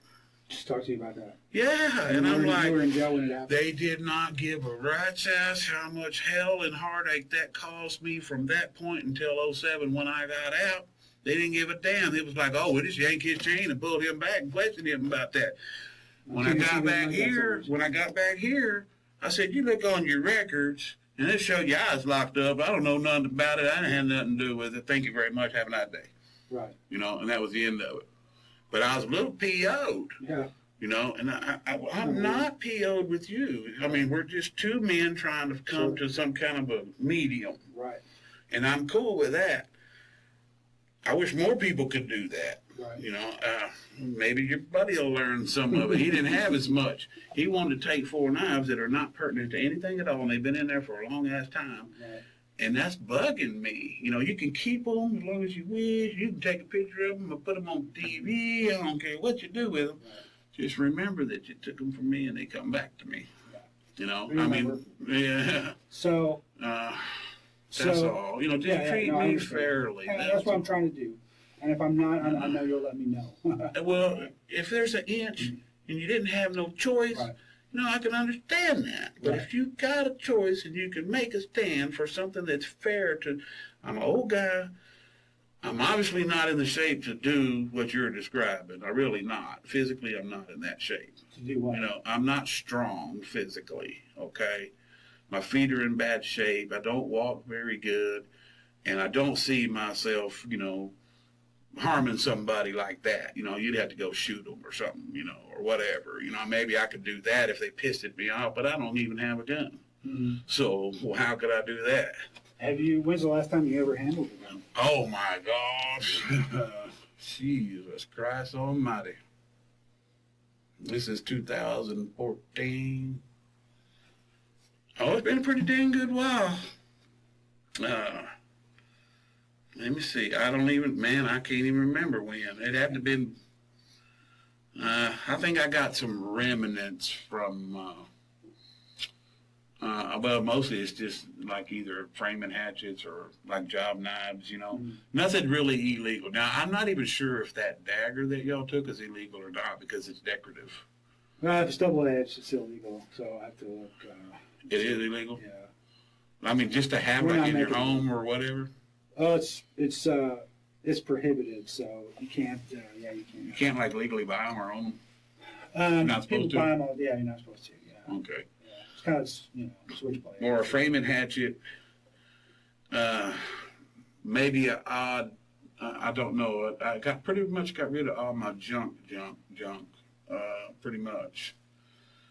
I'm trying to think. When was the last time? I guess it had to have been around 92, I guess. Okay. So I asked this, I just want to, again, a lot of times I ask stuff just to make sure. Yeah, you can do that test too if you need to. One of the things I just want to make sure is that you had not, that if we come into contact with a weapon or anything like that was involved, like a firearm, let's say, that there's not going to be any of your fingerprints, DNA, anything like that. Because you said you're a senior cop, can you jump to my side, like pull yourself out of your side and jump to my side for a second? If that was your van, and to me, this is a heinous thing to be asked about. Now, I got upset when they yanked me back through, because you know what that involves? That involves TDC chain. Mm-hmm. That involves going through a bunch of units where they check up your bowl on every stop. Right. And you wait in these non-living areas on the concrete for hours and hours and hours, up to 2-3 days. And they're yanking me back for something. If they'd have done their homework, they'd have seen I was locked up when it happened. How could I have anything to do with it? Right. You see? Yeah. And when I got here, I told them that. They're like, oh, golly, Barney, and it was true. I was locked up. I don't know anything about it. I don't run with those kind of guys. Right. There's something that's really, I guess you're guessing it. Okay, I think you're guessing it. And that is that those kind of people have something that you can detect. And it may not say, okay, he did it, or he didn't do it, but it's something you can detect that keeps you away from those kind of people. Right. And it could be a Chester or whatever, but there's just some kind of a weirdness sense that you know not to be around that kind of person or that kind of person. And pretty much, I think I'm pretty good at that. Staying away. Because Okay. I've been down 15 years, and I'm pretty good at staying away from all of that. So, this is, I'm not saying you didn't, but I'm saying this is just a mental exercise. If you did it, would you tell me that you did it? Oh, yeah, you asked me that already. No, I asked you if you, if somebody else did it, but if you did it, you would. At this You would point tell- stage, I'd have to tell you because Why you would you already, tell me? yeah, I mean, if I did this, Right. you know, and you're asking me, ask me that again so we can clarify. 'Cause I If don't you know did if the it, I'm not room's saying, bugged or I'm not what. saying you did anything. I'm just saying if you did it, if you killed anybody, would you tell me? Sure, yeah. At this Why, point, why yeah. would anyone tell me? I don't know. We got all our cards on the table, Right, you know. So it's kind of just between two guys. right. We both put our britches on at the same time. You know, you're losing a little more hair than me, but just like on a path of life, you know. And we're just two men. Now, why can't I meet a man fairly? You know, that's one thing I stand on is you saw it. You Right. met me the other day. Right. I met two men, which is not cool. It's supposed to just be one-on-one, Right. you know, but I met two men. One guy, he's playing the bad guy deal or whatever. He had a hitch in his crawl that day, Mhm. and he dug first. He could. I have common sense, and I looked at the van. The van's a freaking wreck. You can tell Right. if that was a previously used item or not, or you Right. can tell if it's been there a long time. It's got dust and dirt on it. You know, why it was a ruse or a trick for him to take them, you know, or something. Something wasn't right in the taking of He them was just because, I was thinking, you know, he was being careful. cautious or Yeah, careful. Yeah. Well, see, I don't, you know, but to me, they're just, I have so many. My girl just bought me a brand new one. She bought me, I ain't even opened it yet. You know, that was a Christmas present, you know. Hey, let me ask you a question. You got a scar on your ear. What happened to your ear right there? I'm just Always been there forever and ever and ever and ever. I don't even remember how. I want to say that was a piece of wire that got flung being pulled. And you know how, like, when you're on a run of wire, Uh-huh. let's say there was a wire all the way around the The run. last little bit pops back. Yeah, when it comes out Snake of bit it flings, Mm-hmm. and then that's what did that. I believe that was.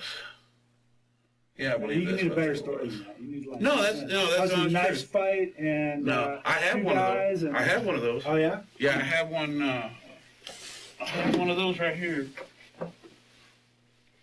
right there. And in I prison. had or, I had my foot in his throat, and he stabbed me with a knife. Yeah.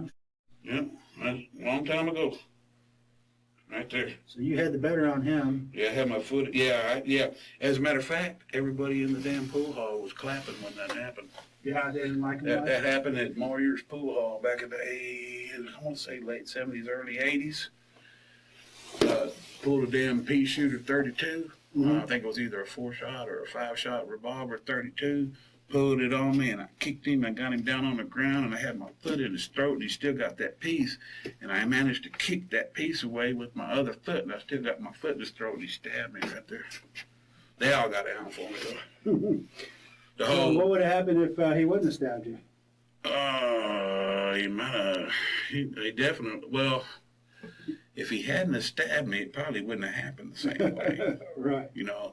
But what happened was when he stabbed me there, the whole group converged to get the piece. You see, Okay. so I don't know who, somebody in the group Right. got the piece away from both of us, but it was his piece. Right. I've never, you know, liked carrying them, Right. you know, and It does sound like you need to. they don't interest me.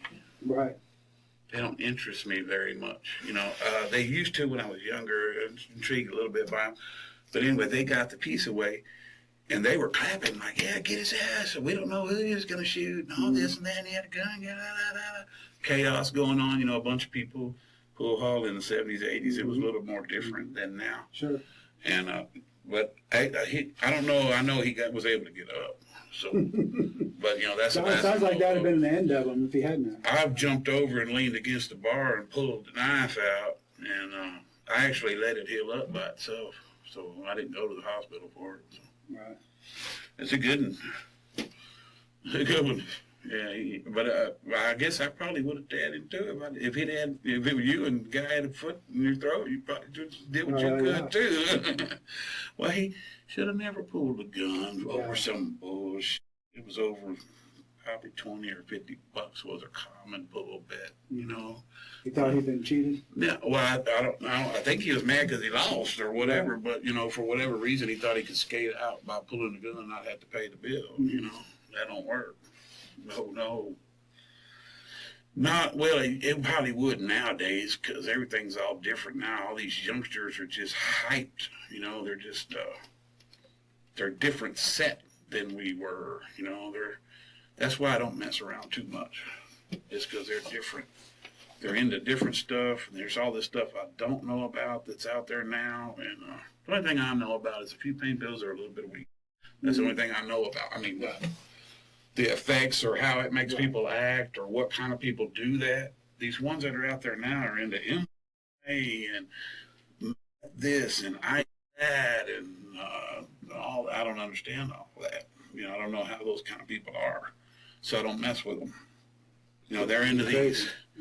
They're into these doing this and this and this and all kinds of weird and wearing these hats sideways and loud clothes, and I ain't into none of that. I'm going to say something. I'm just going to be straight up honest with you because I'm going to tell you what I'm thinking. Well, they did it in there. I hope you don't take offense by it, but I try to be as honest as I possibly can. Okay? Sure. This is what I suspect. Okay, and you can tell me if I'm wrong or not. Okay, I definitely will. What I suspect. I got to pee anyway again. Is that we'll take care of it in just a second. So I know you don't have long, but so one thing I suspect, and the jewelry and stuff makes me think this, is that, and also a little bit of your background. I know that's a long time in the past. Yeah, okay? I haven't had any of that background in a while. But people, you know, I know people sometimes go back to their ways, and that is, I suspect that you might be doing some burglaries. Okay, I think you might be doing some, maybe working in people's houses, going in and doing them. No, sir. Okay. No, sir. I'm not in shape for it anymore. Right. I don't got the mind for it anymore. Well, how much in shape you got to be to do a burglary? You pretty much got to be. I don't even know if my ticker would take it. Right. You know, because it amps out. Your heart kind of races, and you're in this. Mm-hmm. You know, from the old days, if I was to explain it, it's like doing a big old bump of meth or something. Right. I don't know if I could handle it. Oh, just the heart rate being inside. Yeah, I don't know if I could handle it. I wouldn't do good at it if I did it. Yeah. You know, I wouldn't do good at it at all if I was even attempt to do it. But I know you did a lot of burglaries before you got caught in that one in '93. Not necessarily. I kind of just knew the people pretty much. Right. And nowadays it's different. It's way different. So when you knew the people, how did that work out? How did you choose to burglarize a person? I didn't. I usually didn't. It was usually back then. It was groups. Back then, somebody made the calls. You know, you either chose or not chose. You know, back then. Now I don't know how things happen now. Right. And check it out. I came out in '07, and in '07 I decided it was going to be different. Right. Okay. And it lasted for a pretty good while. Right. You know, it was hard. It was different. The only thing that really even changes me being able to sit with you now and even any kind of a norm of any kind. I don't know if you got people looking or watching or whatever. I am curious about that, you know. Yes, everything that goes on in this room is all right. Audio tape and video tape. Well, now you tell me, as I had to ask. You should have told me that at the beginning. But anyway, I don't have anything to hide, so it doesn't matter. The set is different. I don't know how things are done now, but they're controlled worse so than they were back then. You know, back then you couldn't do anything without having to, you know, appease somebody's order of some kind. You know, I don't know how things are done now. And who did you run with back then? Well, you have to take all the stuff to a hawk. You know, you have to take all the stuff to a what we used to call it back then? Fence? A fence. You have to take everything to there. And their order is going to be, I'll give you this much or not, you know. And, you know, it's all controlled. I don't know. I wouldn't know the first of how to get into it nowadays. I wouldn't know even even how to get rid of the stuff. I wouldn't know the first of anything on how to even delve in there now. I've been out of touch so long. I'm just barely learning a flip cell phone, you know. Yeah. I don't even text on it, Right. you know. So I'm old school, so I have nothing to do with the new way of things. I don't even really understand. I never partook long enough to learn. Mm-hmm. You know? So I would have to relearn because I was gone so long. Mm-hmm. When they brought me back for that yogurt shop deal, when they brought me back for that, they actually, you know, did me a service in a way. Even though I was pissed off at all the hell I went through, Right.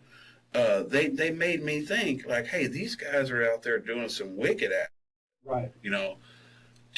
And then, like, when I actually did that, to be perfectly honest with you, when I was doing that, it was during the daylight hours, and it was always when nobody was there, you know. Right. You check all that out first, you know. Right. Now, the way they're doing things nowadays, I don't know. You know, I had a way to get rid of them back then. You know, they wouldn't have gave you, but maybe if you're lucky, yeah, those are better than anything else. You can get about 70 cents on the dollar on those. If they're, especially if there was pistols, you Right. know, and then you get 70, 80 cents on Right. But jewelry and jazz like that, you know, anything like that is 30 cents on the dollar, you know, if you're lucky, because it's already marked way high, you know. When you go buy a ring, you go buy that same ring at the pawn shop and see how much of a different price you pay. Oh, sure. You know, that's why I got a whole stack of receipts. Mm-hmm. I got a whole stack of receipts for all the real ones. I got them. They're on record as being bought, paid cash. Yeah, it's a new thing. I'm not down with it. Everything that's new, I'm not down with none of it. I don't even understand it. Right. You know, it's not my. You can't even approach me about something. You know, I wouldn't even know how to approach somebody. You know, how to start that. You know, any kind of a relation. You know, I wouldn't even know how to start it. You know, because it's different. The rules are different. Normally, like back in the old days, you know, you could have met me to get some green, you know, or something like that. And then we went from there, and then you into me for a few hundred or this or that, and it would lead to something else or whatever. I don't even know if it works that way anymore nowadays. So let me ask you a question. So let's say. I'm gonna pee real fast. Oh yeah, we'll get you. Yeah, I'm like, Oh, I think hold I on. made a spot on my pants. I'm gonna have an officer come and Okay. take you over here. So hold on 1 second.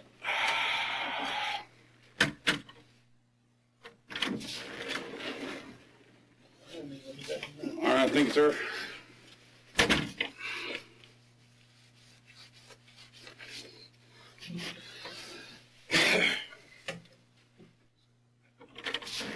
Okay, sorry. So we're. That's okay. I had to pee really bad. So we were getting stuff taken care of. I'm getting another detective to make a list for you of the stuff that we took, so you have that. I appreciate the little list. It gave me time to look over it. It gave me time to think that I forget his name. The guy that was Scanlon. Mr. Scanlon. It just seemed like he really had a, you know, interest in me in general, and I didn't really think that was fair. I wasn't Sure. getting a fair shot. Sure. Well, he has an interest in solving the case. That's his main thing. I actually do too. Now that I'm thinking about it, Yeah. I actually do too. So here's the thing. Okay, so you know, and we're gonna schedule a polygraph, and that'll help us along too. I need to make sure that I have rights when I do that or whatever. I don't mind doing it, but I need to make sure that I have somebody on my side there for that. I Okay. don't mind doing it, but I need time to make sure that I can get somebody for like advisement about it. But I don't mind doing Sure, it. you can talk to whoever. You're not going to be able to bring anyone in the room with you. when it My actually attorney or happens. whatever.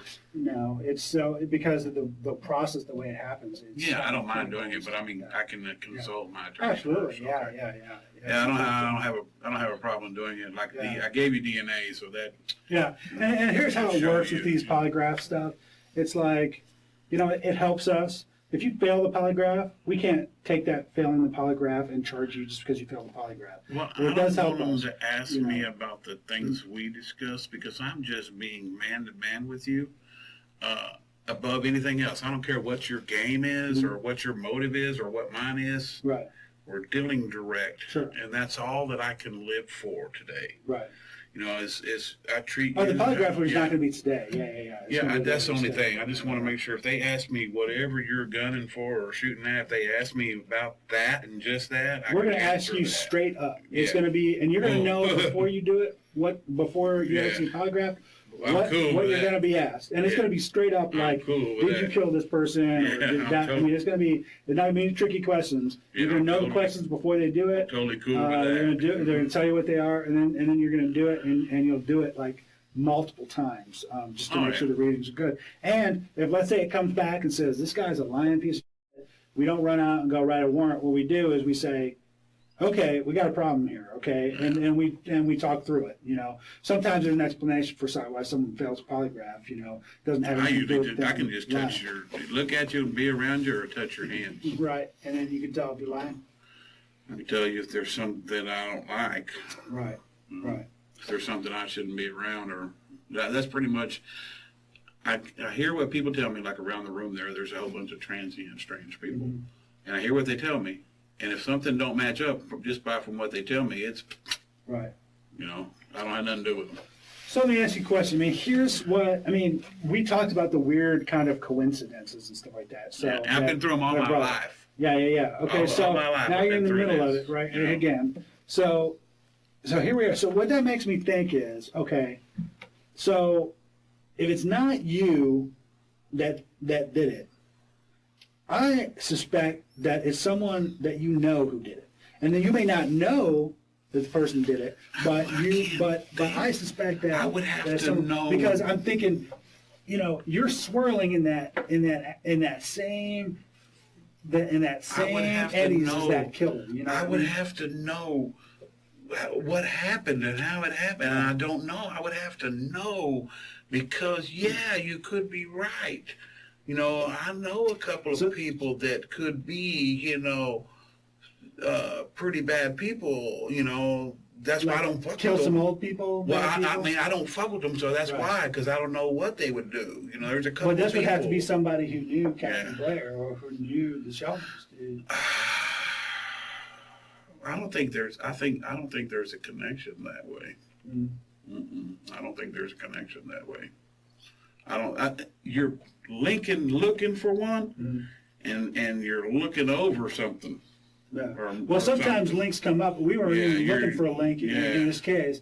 What happened was it was there. So it just popped up. it's- So it I kind of think popped you're right up to the front. because I know a couple of people that I wouldn't trust around my wife, Right, so I don't fuck with them. right. You know, that Sure. they're not anywhere around me because, hey, you know, I would call y'all. Hey, I ask this person to leave. Person give me a hard time. If I can't fix it, I call y'all.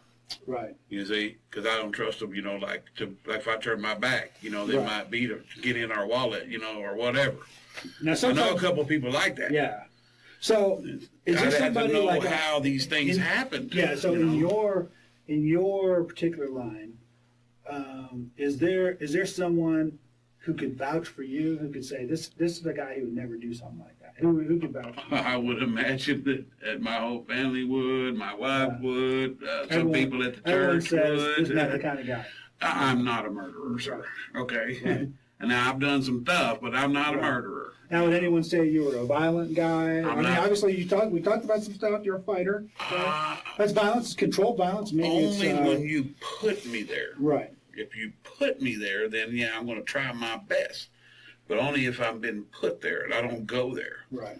I'm pretty harsh from being through the ringer. You know, I'm pretty harsh. I can go into a club or a pool hall and not have to fret none. Right. You know, but then if something comes at me, I don't fare well every time. You know, I've So had now let me ask you this. Now you got I a don't bunch go there. you got a bunch of brothers. A lot of them have some background too. One of them lives right down on Brentwood. Hey, Now farther yeah. down. But any of those guys? I mean, like No, they're guys all that are crazy? upstanding young fellas. Even my brother, my baby brother lives on Brentwood. He's a manager of a security firm. Upright guy. Yeah, upright guy, fixing to buy a piece of property. You know, upright guy, has a girlfriend, does his own little Right. thing, works hard every day. That's my baby brother. I'm the next one. Then James is the next one, and he just had part of his. He's in bad shape. He can barely move like me. I'm knocking on the door he's at, and he's only 3 years older or Right. 2 years older.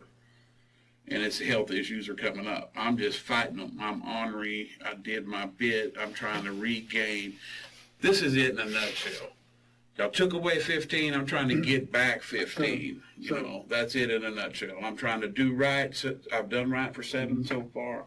I'm trying to do right for 15. Yeah. Y'all can see, hey, and then maybe, just maybe, I'm hoping in my heart, I'm hoping that somebody will step back and fix that wrong, okay? Because I was screwed in that deal. But I didn't have a voice. How could I get a voice? I tried. I wrote letters to people about it. Right. You know, Mike Lynch himself. Hey, I'm coming out. Is there any way that I can start without an X, you know, on my back? I can become very angered by that, but I didn't. I did the right way. I've been working the whole time. I've been living the best I could. We ended up in a hotel in a bad part of town, and I'm still faring well there. We still managed to pay our bills. You know, we've been there 2 years there. We don't cause no trouble there, you know. As a manager, she's just a B to begin with. I think she's a doctor. But anyway, she's a little bit of a bee, you know. She doesn't like me to stand outside and smoke. She wants everybody to do everything inside their room. Right. Well, my wife don't smoke, so I stand outside to smoke. But she hasn't ever said anything else about it. I don't throw my cigarette butts out there where her person has to Now, clean it. did y'all you have know? now you had your wife's son staying there. Were you getting a lot of visitors during that time? Yeah, somewhat. He's a youngster. He plays video games and all that, and he works for 7-Eleven. He's green youngster, very well, not very well, very unsocietable, you know, like he doesn't function well. He's been around mama's Right. boy. Yeah, so he's not And- good out in social situations. Only thing he does is play videos, so he has a few friends that play those video games, which I don't like or understand. You know, I don't want to know anything about them. People do it, that's their gig, not mine. Right. He was staying there with us for, let me see, I guess 9 months or so. Right. Maybe a little longer. Don't know. I think about 9 months. So obviously we talk to a lot of people. Anytime we investigate, I'm sure someone, other people we said, talk to "Hey, a lot of people. he's a harsh guy, but he's not like that." You know, Yeah. I'm trying to be. I've been trying since '07 to be different. Sure. You know, I've been trying to. I forgot all the things that they don't even fit anymore. Right. You know, how I would go to achieve some things before don't happen now. You know, you can't do it that way. You have to go to a different place, and you have to be a different dress and everything else, and different style, and I don't understand all of it. Is there something you can think of that could help? I you am thinking of a as little something. as a person. I am thinking of a little something, but I'm going to have to think on it a moment. I'm thinking on something right now because you struck a chord when you asked me that. I'm thinking on, okay, but it goes back to, it ties into the van being stolen, man. That's what it ties into. It has to be who. Okay, get this. You did 15 in the pokey. Right. All right. You managed. You saved your integrity, and you come out swinging a heavy bat. I got a job right away. I got my own place right away. I bought my own truck right away. I worked my ass 2 jobs to the bone, and I came out and did everything successful.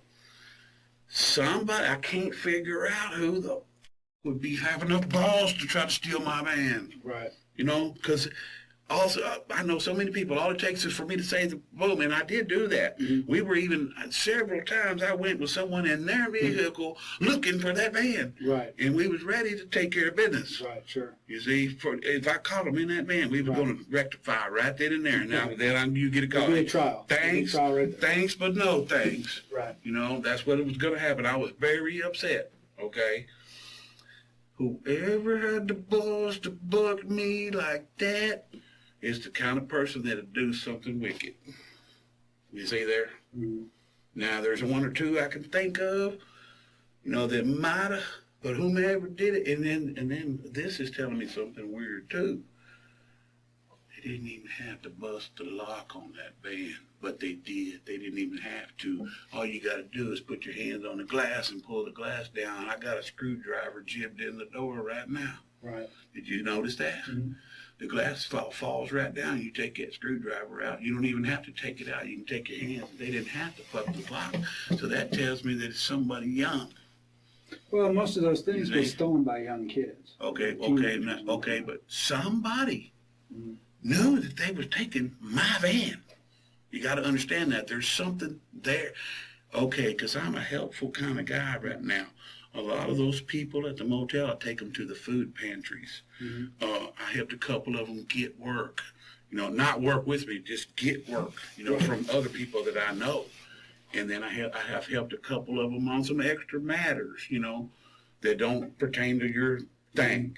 You know, and so they think that I'm a nice guy or a helpful guy, and I try to be like that now. But somebody's eating at that with like it's a weakness, you know, and they jack my man.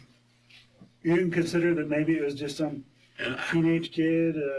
Even if it was, when they did that, and then they abandoned it, where I was told they abandoned it at the on 290. Oh, okay. That tells me that it's somewhere in this district. Right. Somewhere in the north side. Right. And everybody freaking thinking knows in the north side. I did my part and I come out and I ain't been involved in nothing and I ain't taken for nothing. Right. Everybody knows that. So everybody knows that. Everybody. Even those freaking ones that pulled me down for the yogurt shop thing. Mm-hmm. They're like, hey, we better leave that guy alone. That guy come in here and fixed our business. You know, he told us our business, and they should have looked for that before they ever yanked me. So what? You see? So when you went out looking for your band, who did you go out with? Well, they wouldn't be of your interest. They're not. They're aiding me. Right. I'm just curious who your friends are that would. Yeah, they wouldn't be. They're just regular old guys, but they're down for like being treated right. You know, they do things right. They work all day and go home to their girl. You know, they wouldn't be. But I'm thinking. I don't think they're killers. Yeah, I'm thinking that somebody that may have even been in that van, because they went to that door side. So after they stole your van, why would they go kill somebody? No, I'm not. Well, I don't. Right. Okay, I'm not. I'm just saying for them to have enough. Out of all the cars in the parking lot they could have took, why are they going to take some jinky old junked up full van?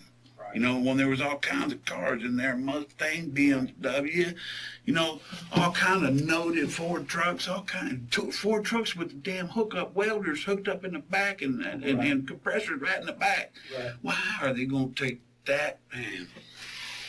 See there, that's something. Okay, what I'm thinking, this is honestly, okay, I really don't even want this to be in this room when I discuss this with you, but I'm going to go ahead anyway. Okay. Whomever took that van has the capacity to do that what you're asking, you see, because they had it to take the van, because they had to know, hey, I know everybody in this town. I know everybody, man, in this town. So you're saying you think that somebody who took that van has a capacity for committing murder? Yeah, I'm saying whoever took that van got a capacity to do that. I mean, they had to have some hairy balls when they did that.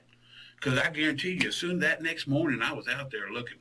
And I even told Mr. Geist, the officer that came on the scene 2 days later, I already been looking. Me and several of my buddies been looking. He said he'd be doing the same thing. He'd be doing the same thing. We went all the way to Grand Avenue, because we know there's a bunch of technical areas over there, a lot of warehousey type parking lots, big parking lots where they could have did. We went all the way to Grand Avenue, and we came all the way back to Coney Lane. Actually, really all the way back to 38th, but we didn't jump on that side of 35.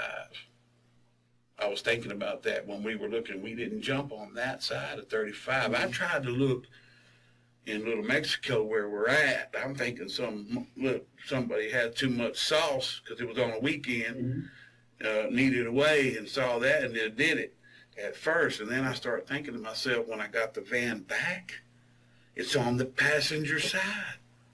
That freaking window, all you had to do is go like that. It come right down. It won't even lock. It won't even close. So why the hell did they jib the lock? Something ain't fitting right. Something just ain't right. And from that point till now, there's a whole lot of things not fitting right. It's like somebody, I do the same thing every day, sir. In case you hadn't noticed, you might have been watching me just to see. You know, I work a little bit every day. I was working at a 7. I'm trying to get another job at a 7-Eleven right now. I just talked to Jacob, and he's trying to hook me up right away. You know, because I have the capacity to handle that job well. Right. I didn't work too well with Armando because he wouldn't give me no hours. I was pissed off. You know, Right. go 3 days for 16 hours. That's just a headache. Would you come here for 16 hours? You wouldn't do it. It's not worth your trouble. Right. You're not getting paid enough money to make it worth your trip. I put up with it as long as I could, and I had to deal with 2 youngsters that don't know what they're doing and what they're dealing with. You got people slinging out in the parking lot and making people sick, and they're coming in here, and you got to call ambulance because the dude's going, I can't breathe, and he just went out there in the parking lot and scored some that was plastic or some kind of from one of them for $20 Mm-hmm. and tried to hit it, and he had it in his hand in the cellophane when the ambulance got there. This is when I'm at work. I had to call the ambulance, Right. you know, and you know, they don't realize what they're dealing with. Is this what they? Yeah, that's the inventory of the stuff that Okay. you can kind of see. And this one you had already said you were going to deal with. Was that still Which one is that? stand? You just let those. You said you were going to deal with that. Flashlights, gloves. No, it's just from that fleece Item jacket. from the police Yeah. jacket. Yeah, I'm gonna turn that in. I don't know. You man. said you were going. You said you was. You said it wouldn't screw me. Well, And, what I said was that I mean, I don't with know. it. We're gonna look. We're gonna I deal told with you that. We'll what they take a were. look. So Okay. yeah, I know. So Cell phone. yeah. Baseball cards. Let's just say that's something that's in my hip pocket. Oh, yeah. These 2 things were in the little stash box for the kids to play with. My old phone, gloves, flashlights. Where were they? In the back. Backpack. Oh, everything in my backpack. That's all old shit. There for a year. Been in there since we've been in that room. The box with the ring that belongs to my sister's son. She would know about it or can ask her son. He'll tell her that belongs to him. It has something to do with Christmas. I don't know any more than that. He just asked me to hang on to it. What's that? So I did. The box with the ring in it. And unknown jewelry is all junk, old stuff, been in that box for a year better. You know, it doesn't relate to anything. The pawn tickets for the nugget I told you about doesn't relate to nothing. Now, this one just says jewelry. It doesn't say anymore. So I don't think it was much jewelry. You know, there was just a few items. I just have a few real items. That's it. Okay. Well, listen. Let me say this, just so you understand, because I want to make sure that we're all real clear. Is that, and I said this already, but I just want to, yeah, you can keep that. I just wanted to make sure It's that it's really something. clear with you, and that is that everything we've discussed, I'm gonna check. Okay. Okay, you check can all the stuff yeah, we you check. can, you can Check, and I think evaluate you all understand. will. I think you understand that. Yeah. But So- also though, you should. Part of. Okay, I don't know how. Okay, because I don't know anything about murder. Okay. Somehow, the theft of that van links into this, and I don't know how. Okay, I would have to know who did it. I would have to actually, even if I don't know them, they could have been one of the campers right over there by the camp that's right there by the A. You know, and if it's one of them that I've seen before, I've ran them out of the store and caused major aggression. Why would that person who stole your van then go If they and can't- kill somebody? If they can't get along with me during the course of something to come to a happy medium, just like you and I did, Right. there's something amiss with them. Sure. Okay. And maybe they're capable of murder, but why would they murder these particular people? That I would not know. I wouldn't.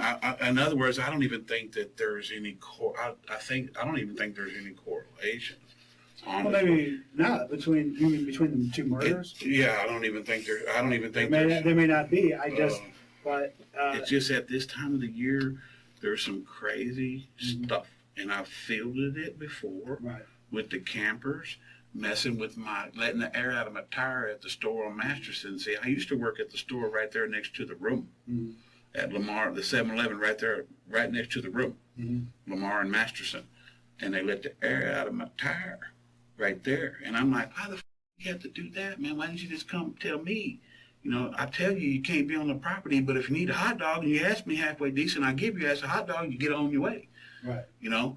And it caused a thing. I think there's some kind of a link. Right. So the reason I mention this, and I'm just saying, the reason, and I always tell people this every time, is that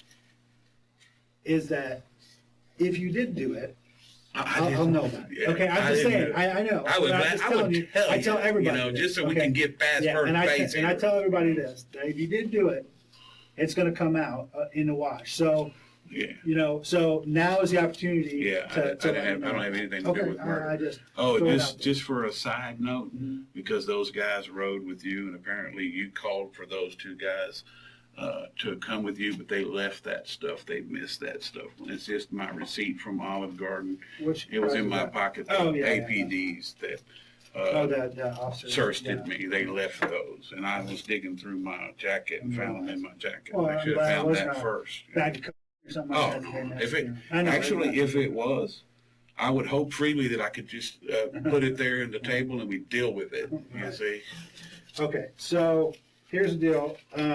Hopefully you got some halfway decent. I'm gonna send these guys. I'm gonna send you back to these guys, these officers. They're gonna take control of you again.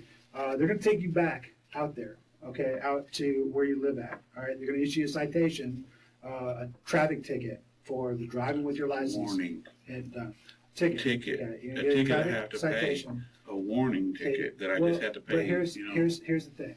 Okay, I understand the situation. Yeah, because I have to answer for it, and it's going to cost me a lot of headache, and you don't want to cause me a headache. I have to explain it to her. Well, you already have to explain this. You have to explain that you've had contact with me, correct? Yeah, she's going to ask me everything. You just explain the whole thing. Say, hey, listen, I was driving. I got a traffic ticket. They brought me in and they talked to me. Okay, not a big deal. All right, so. I don't know, man. I don't know. She knew, and they've been really bringing me around. That's the bad thing. If it was Mr. OG, I'd tell Mr. O'Goyer straight up. Right. Because he was my person for 2 years. He could tell you I ain't no killer. I mean, I can think of a bunch of people that could tell you I ain't no killer. I would hope they would. But I am. Mr. O'Goyer is the supervisor over there, right? So I am. He's still there to vouch for you.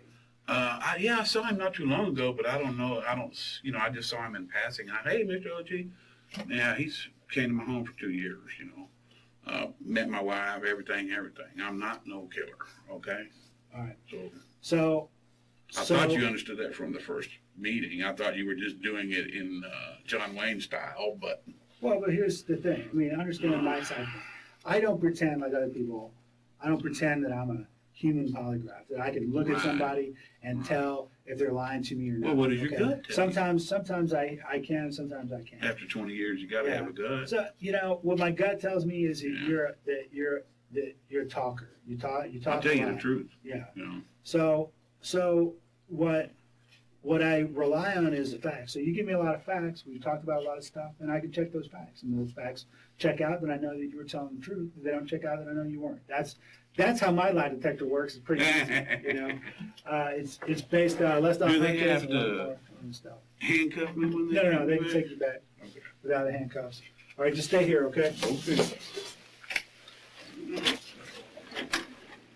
You have any questions for me? I would like both of y'all's cards, so I can contact you, Absolutely.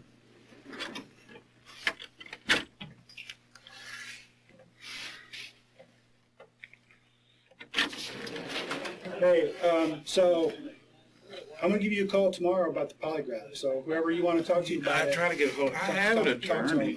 I have an attorney. I just don't know if he's that kind of an attorney. I just need to ask him. What should I do? Get it set up. In the end, it's your decision. However you want to do it. You don't want to do it. You don't want to do it. Oh no, I don't mind doing it. I don't mind doing it at all. We did that already. Yeah. We're not trying to. You guys are gonna take you out. Do I get my belongings? Yeah, whenever we get that back to your place, we'll give them to you. Okay. I'm just curious. Thanks. I feel kind of naked. Yeah. Hey, you should come out. If you're arrested, you should come up here for a week or something. Yeah, that'd be awesome. With your sergeant. Oh, yeah. It'd be hard to do it during the training cycle because I'm the only FTO. Yeah, it sucks. Yeah, so kind of. All right, thanks.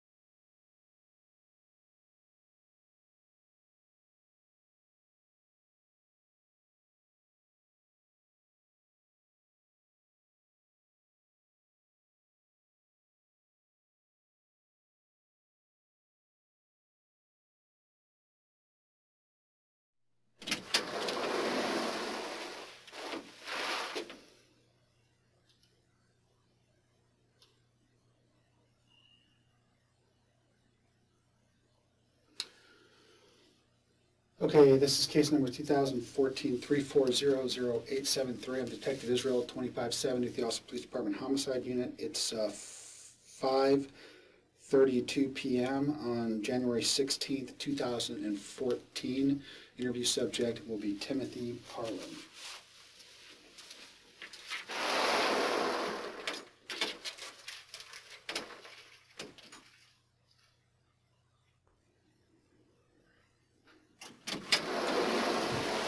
Step on in. Go stand by that white chair. Okay, turn around, face me. We'll go ahead and take these off.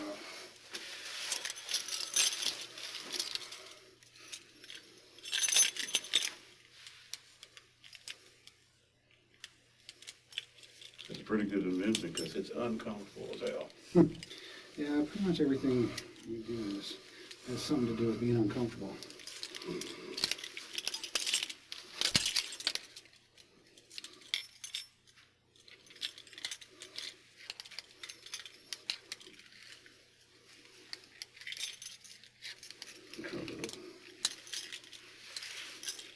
This one live, dude. Yeah, I'll get it. Turn.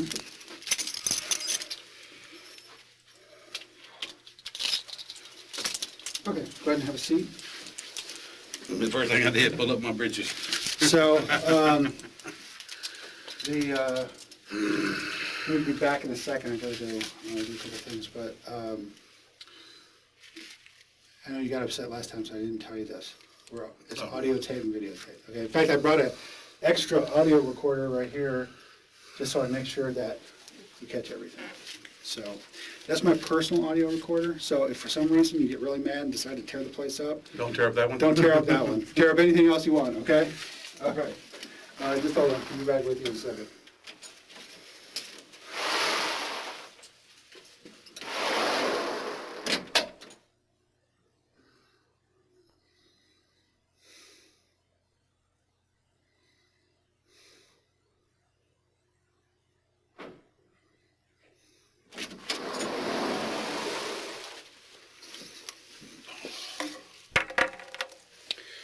You want a hamburger or something?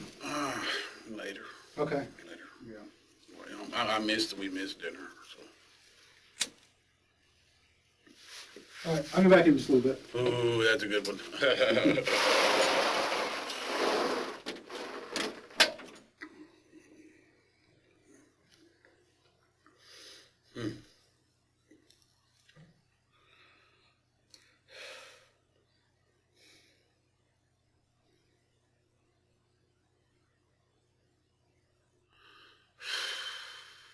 Oh, that's good. Oh.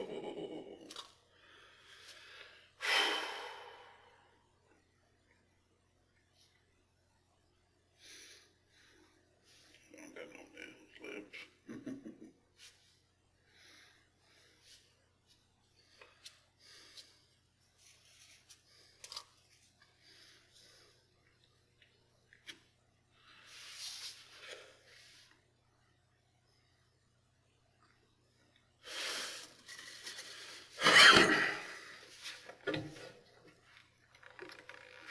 That's the table leg.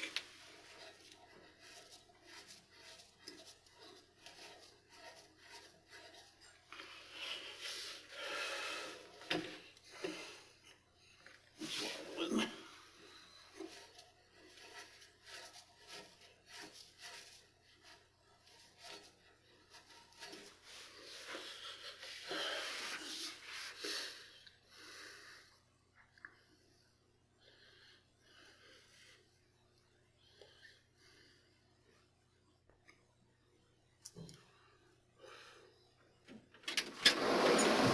You use the restroom before we get Yeah, started? you noticed. Okay.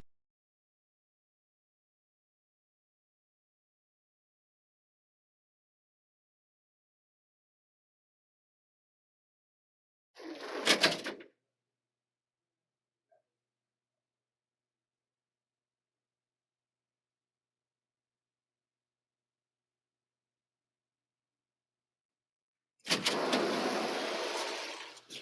gonna leave that open a second before we. No, Yeah, tell me the game. Tell me the game. Tell me what's your. What's your? Okay, well, let me go through this here first, because we gotta do this before we can start. Okay. So you have the right to remain silent and not make any statement at all. Any statement you make may be used against you and probably will be used against you at your trial. You understand that? Okay. Any statement you make may be used as evidence against you in court. You Okay. understand that? Yes. You have the right to have a lawyer present to advise you prior to and during any question. Understand? Okay. If you're unable to employ a lawyer, you have the right to have a lawyer appointed to advise you prior to and during any questioning. You understand? You have the right to terminate this interview at any time. You understand? I don't want to get to that point. Right. Yeah, This I don't needs either. to be done. I blame myself for that. It needs to be So- done. I don't know what that is. I didn't do it. No, I no, kept no. my mess. So. No, that's all right. There's so many messy people coming in this room, so no big deal. So you understand, you don't have to speak to me. Are you willing to Right. talk to I me? want to. Yeah, Actually. okay, all right, good. I just want to clarify one thing. I asked you this at the jail. I just want to make sure. So you did your POCS charge, you got that taken care of. It's So you've already actually done time served on it, looks like. on your- 14 on your days, first- and yeah, it was over on that 8th. on the 8th, right. And then you don't have an attorney for your parole. No. Right, okay. I do. I want to show you something because you need to know. I brought it with me. They allowed me to bring this. Okay, And this is my ticket, okay, which actually is your ticket, right, and or the city's ticket. I want it dealt with somehow. okay, Okay, I don't want it to, I'm in jail, so I can't deal with it. So, and then I want you to know that this is the first time ever right, that I've been advised. You see what it says? uh-huh, Now, I've heard that uh-huh, years and years. I've heard that. right, But when you don't have anything you're not looking for the things that I could tell you that I was actually, guilty of some of the things doing, right, like I told you on the way. right. That's not you don't care about that, Right. I mean, you Well, do, here's the but thing. Yeah, I mean, here's the thing. What we don't, what we want. So we've gotten to the point right now, based on what you've told us, because as you've seen, regardless of how things ended before, I did listen to what you said. I really wasn't moot, right? Yeah. Moved on. I moved on, and I actually followed up on what you told me, and I found out the truth of the matter. Okay, so I know who committed the murders. That's not an issue for me. Okay. That's not an issue that's in question because that guy's already given it up. He's told me all sorts of details and everything, okay? And so, of course, he's also said some stuff about you, with regards to, well, Tim made me do it, that kind of thing, stuff. So, yeah, so again, same thing. He tells me something, I come back, I follow up on it. That's it. That's what it is. It's just being fair. So that's what we do. And also, if this guy did it, he needs to make sure, he needs to answer for what he did, right? So we need to make sure that is, that's taken care of. Okay. So we do want to make sure that, that we get all of the details out, that I understand the relationship between you guys, and all of that, between you and, your, Gant, Sean Gant. I wasn't even sure of his right. name exactly. But Right, and all of that. So that's why we're here, because you kind of know what's out there. I read all the the things paper. had said. So, and I think I said this before. The main thing that I'm investigating is murder. Okay, Right. I found my murderer. I want people to help me strengthen my case against the murderer.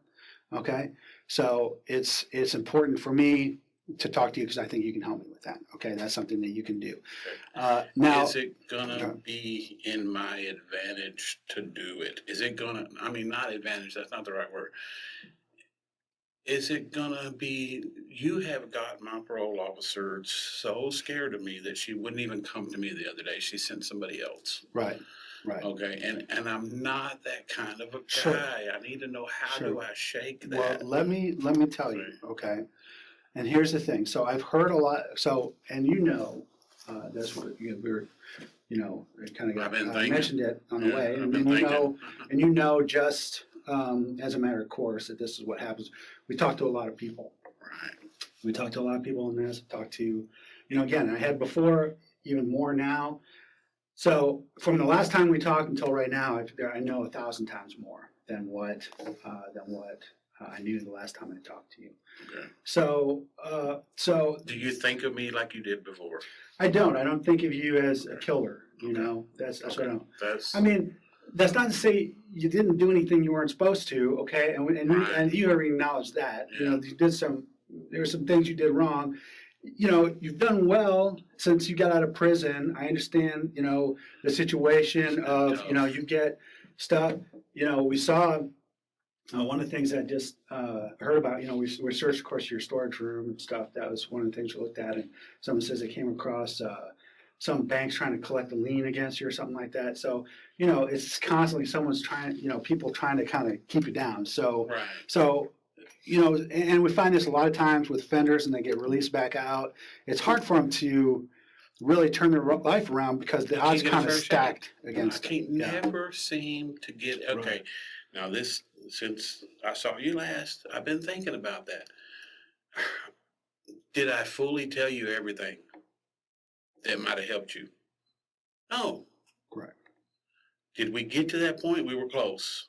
Right. Okay. Well, we got to the point that mattered, and that was when you told me that when that juice was flowing through my veins, regardless of whether I did it or not, you could make it seem as if I did.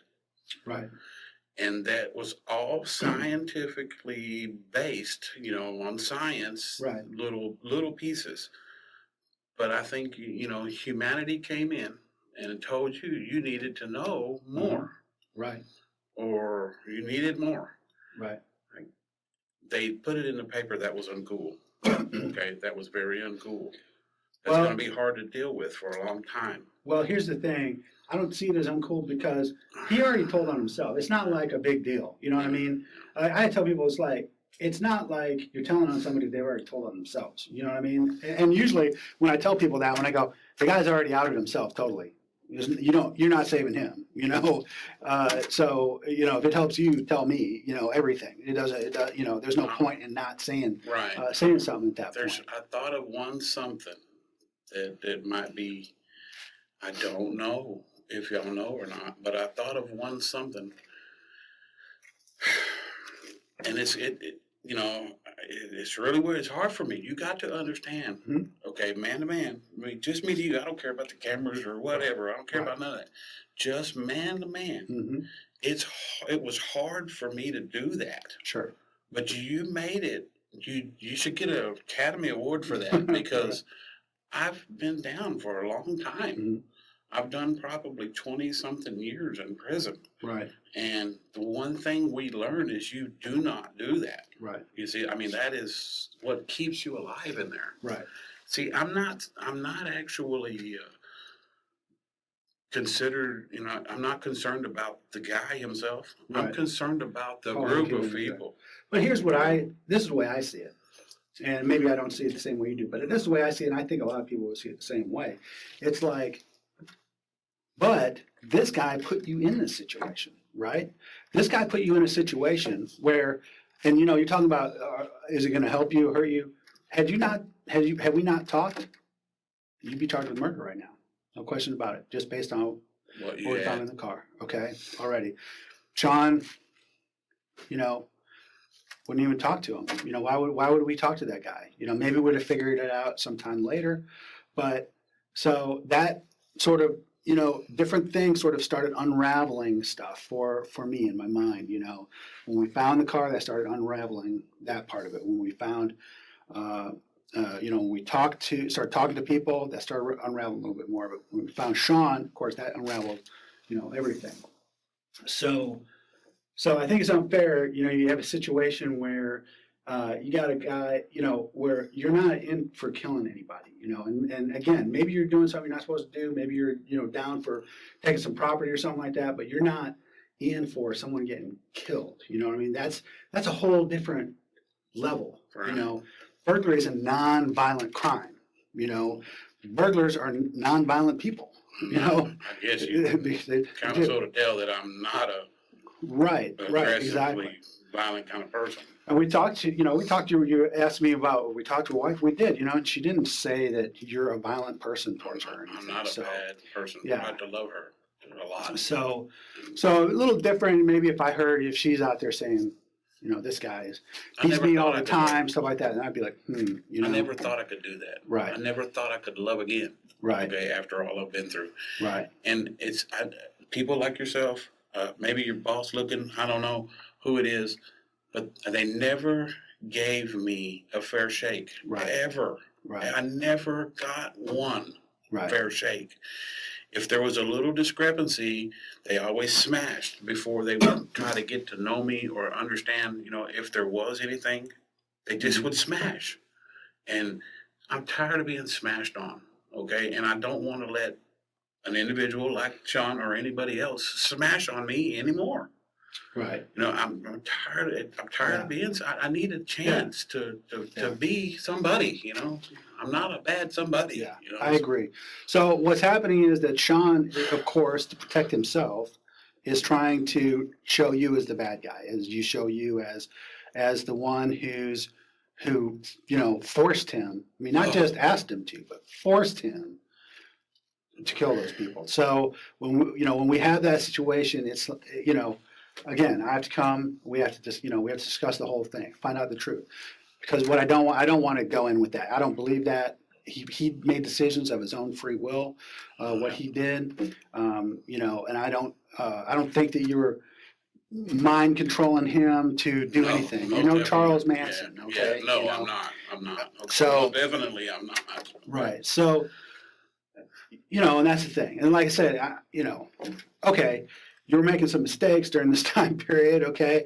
We know that, kind of what was going on there, but again, there's a difference between, hey, we're there to do a burglary as opposed to we're there to do a murder, hugely different thing. So that's the kind of stuff that we have to go. So what exactly do you need to know? Well, very simple. It's very simple, but it's complicated. Okay. So it's simple in this. I need to know everything about how you met Sean and what all happened in the murders. Okay, from your perspective. Okay. Yeah, I don't know. So here's the thing. Okay, I just want you, and here's where it's very important. Okay, and this is where we ran into a problem last time. Okay, and the problem is that you thought I wasn't being truly honest. Right, and you know why that is? Because it took hours to even get to the point where we got Sean's name. And also, you did tell me some stuff that I know is not correct, okay? And I understand why, because it's like, again, you're trying to avoid getting in trouble for something somebody else does. You kind of don't want to put yourself there in that area because people can get the wrong idea about it. And so I understand why that would be. But, in terms of like where you're at, that is easy for us to know, okay? Where you're at any given time. And I wasn't kidding. I don't know if you saw it in the thing, but there actually was video, okay? So we know that your car pulled up there, where we said. So there's no, all the stuff that happened, we know what happened, but we know that Sean got out of the car and went in and did what he did, okay? So that's information that is out there. Now I know, and I think Ray told me that when you were out there, you said, I know a lot more stuff is in that affidavit, or that was on the news. It was so what I read in the paper. Right, or what you read in the paper. And I'm sure you do, and that's another reason we want to come in here. Now, of course, we didn't put everything we know in the affidavit. That's for one. That's just one murder. So we're looking at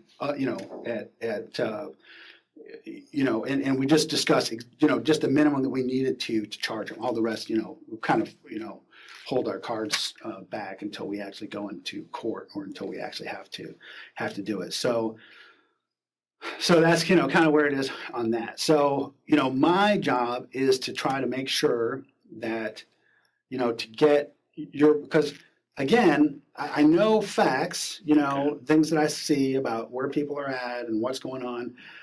I don't always know some of the things, like if he's saying, well, he did You're not this. that kind of guy, so you wouldn't be in long enough to know. Right, Yeah. right. So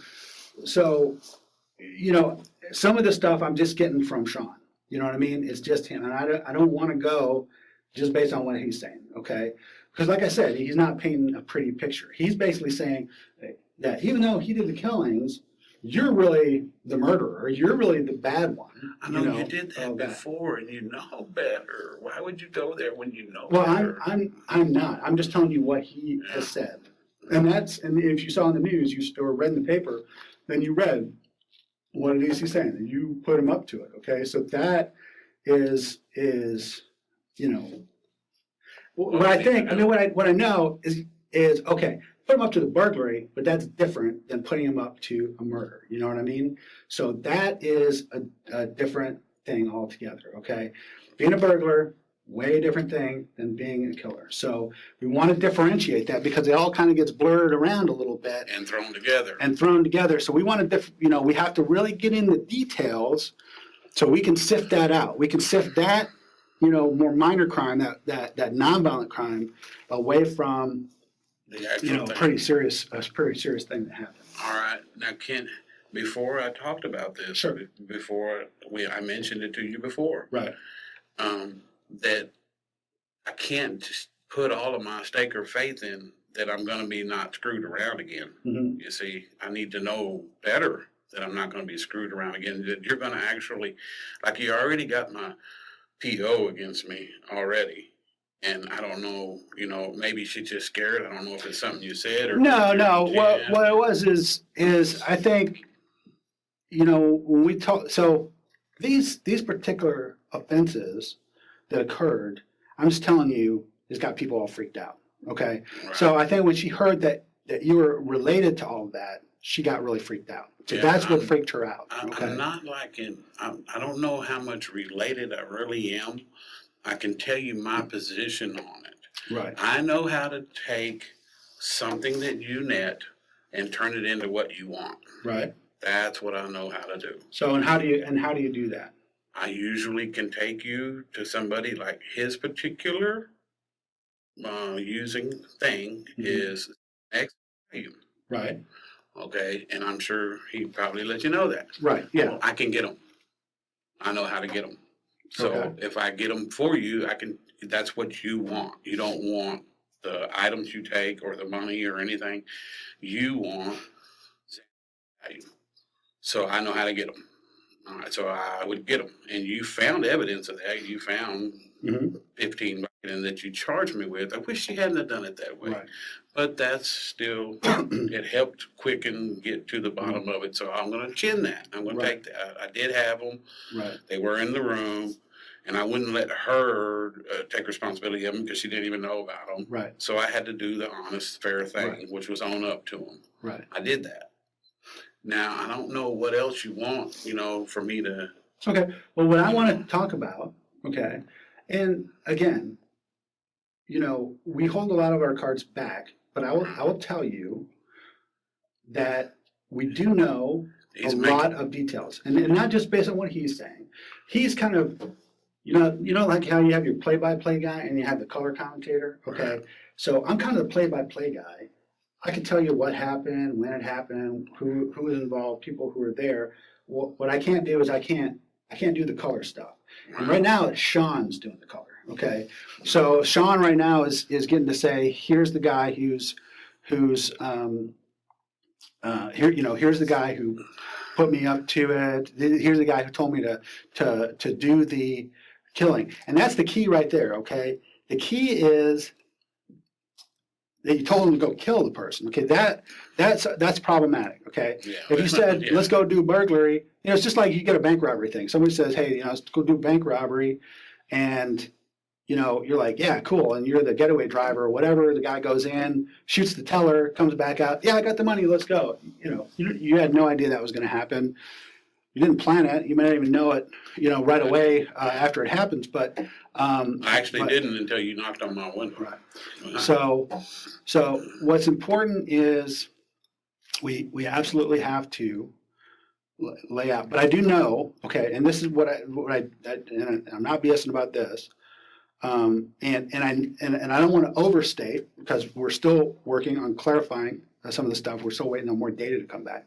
But I do know that you were present during these burglaries. Okay, so by present, I'm not saying you were inside the house. Okay, I'm certainly not saying you were killing anybody or doing anything like that. You were present.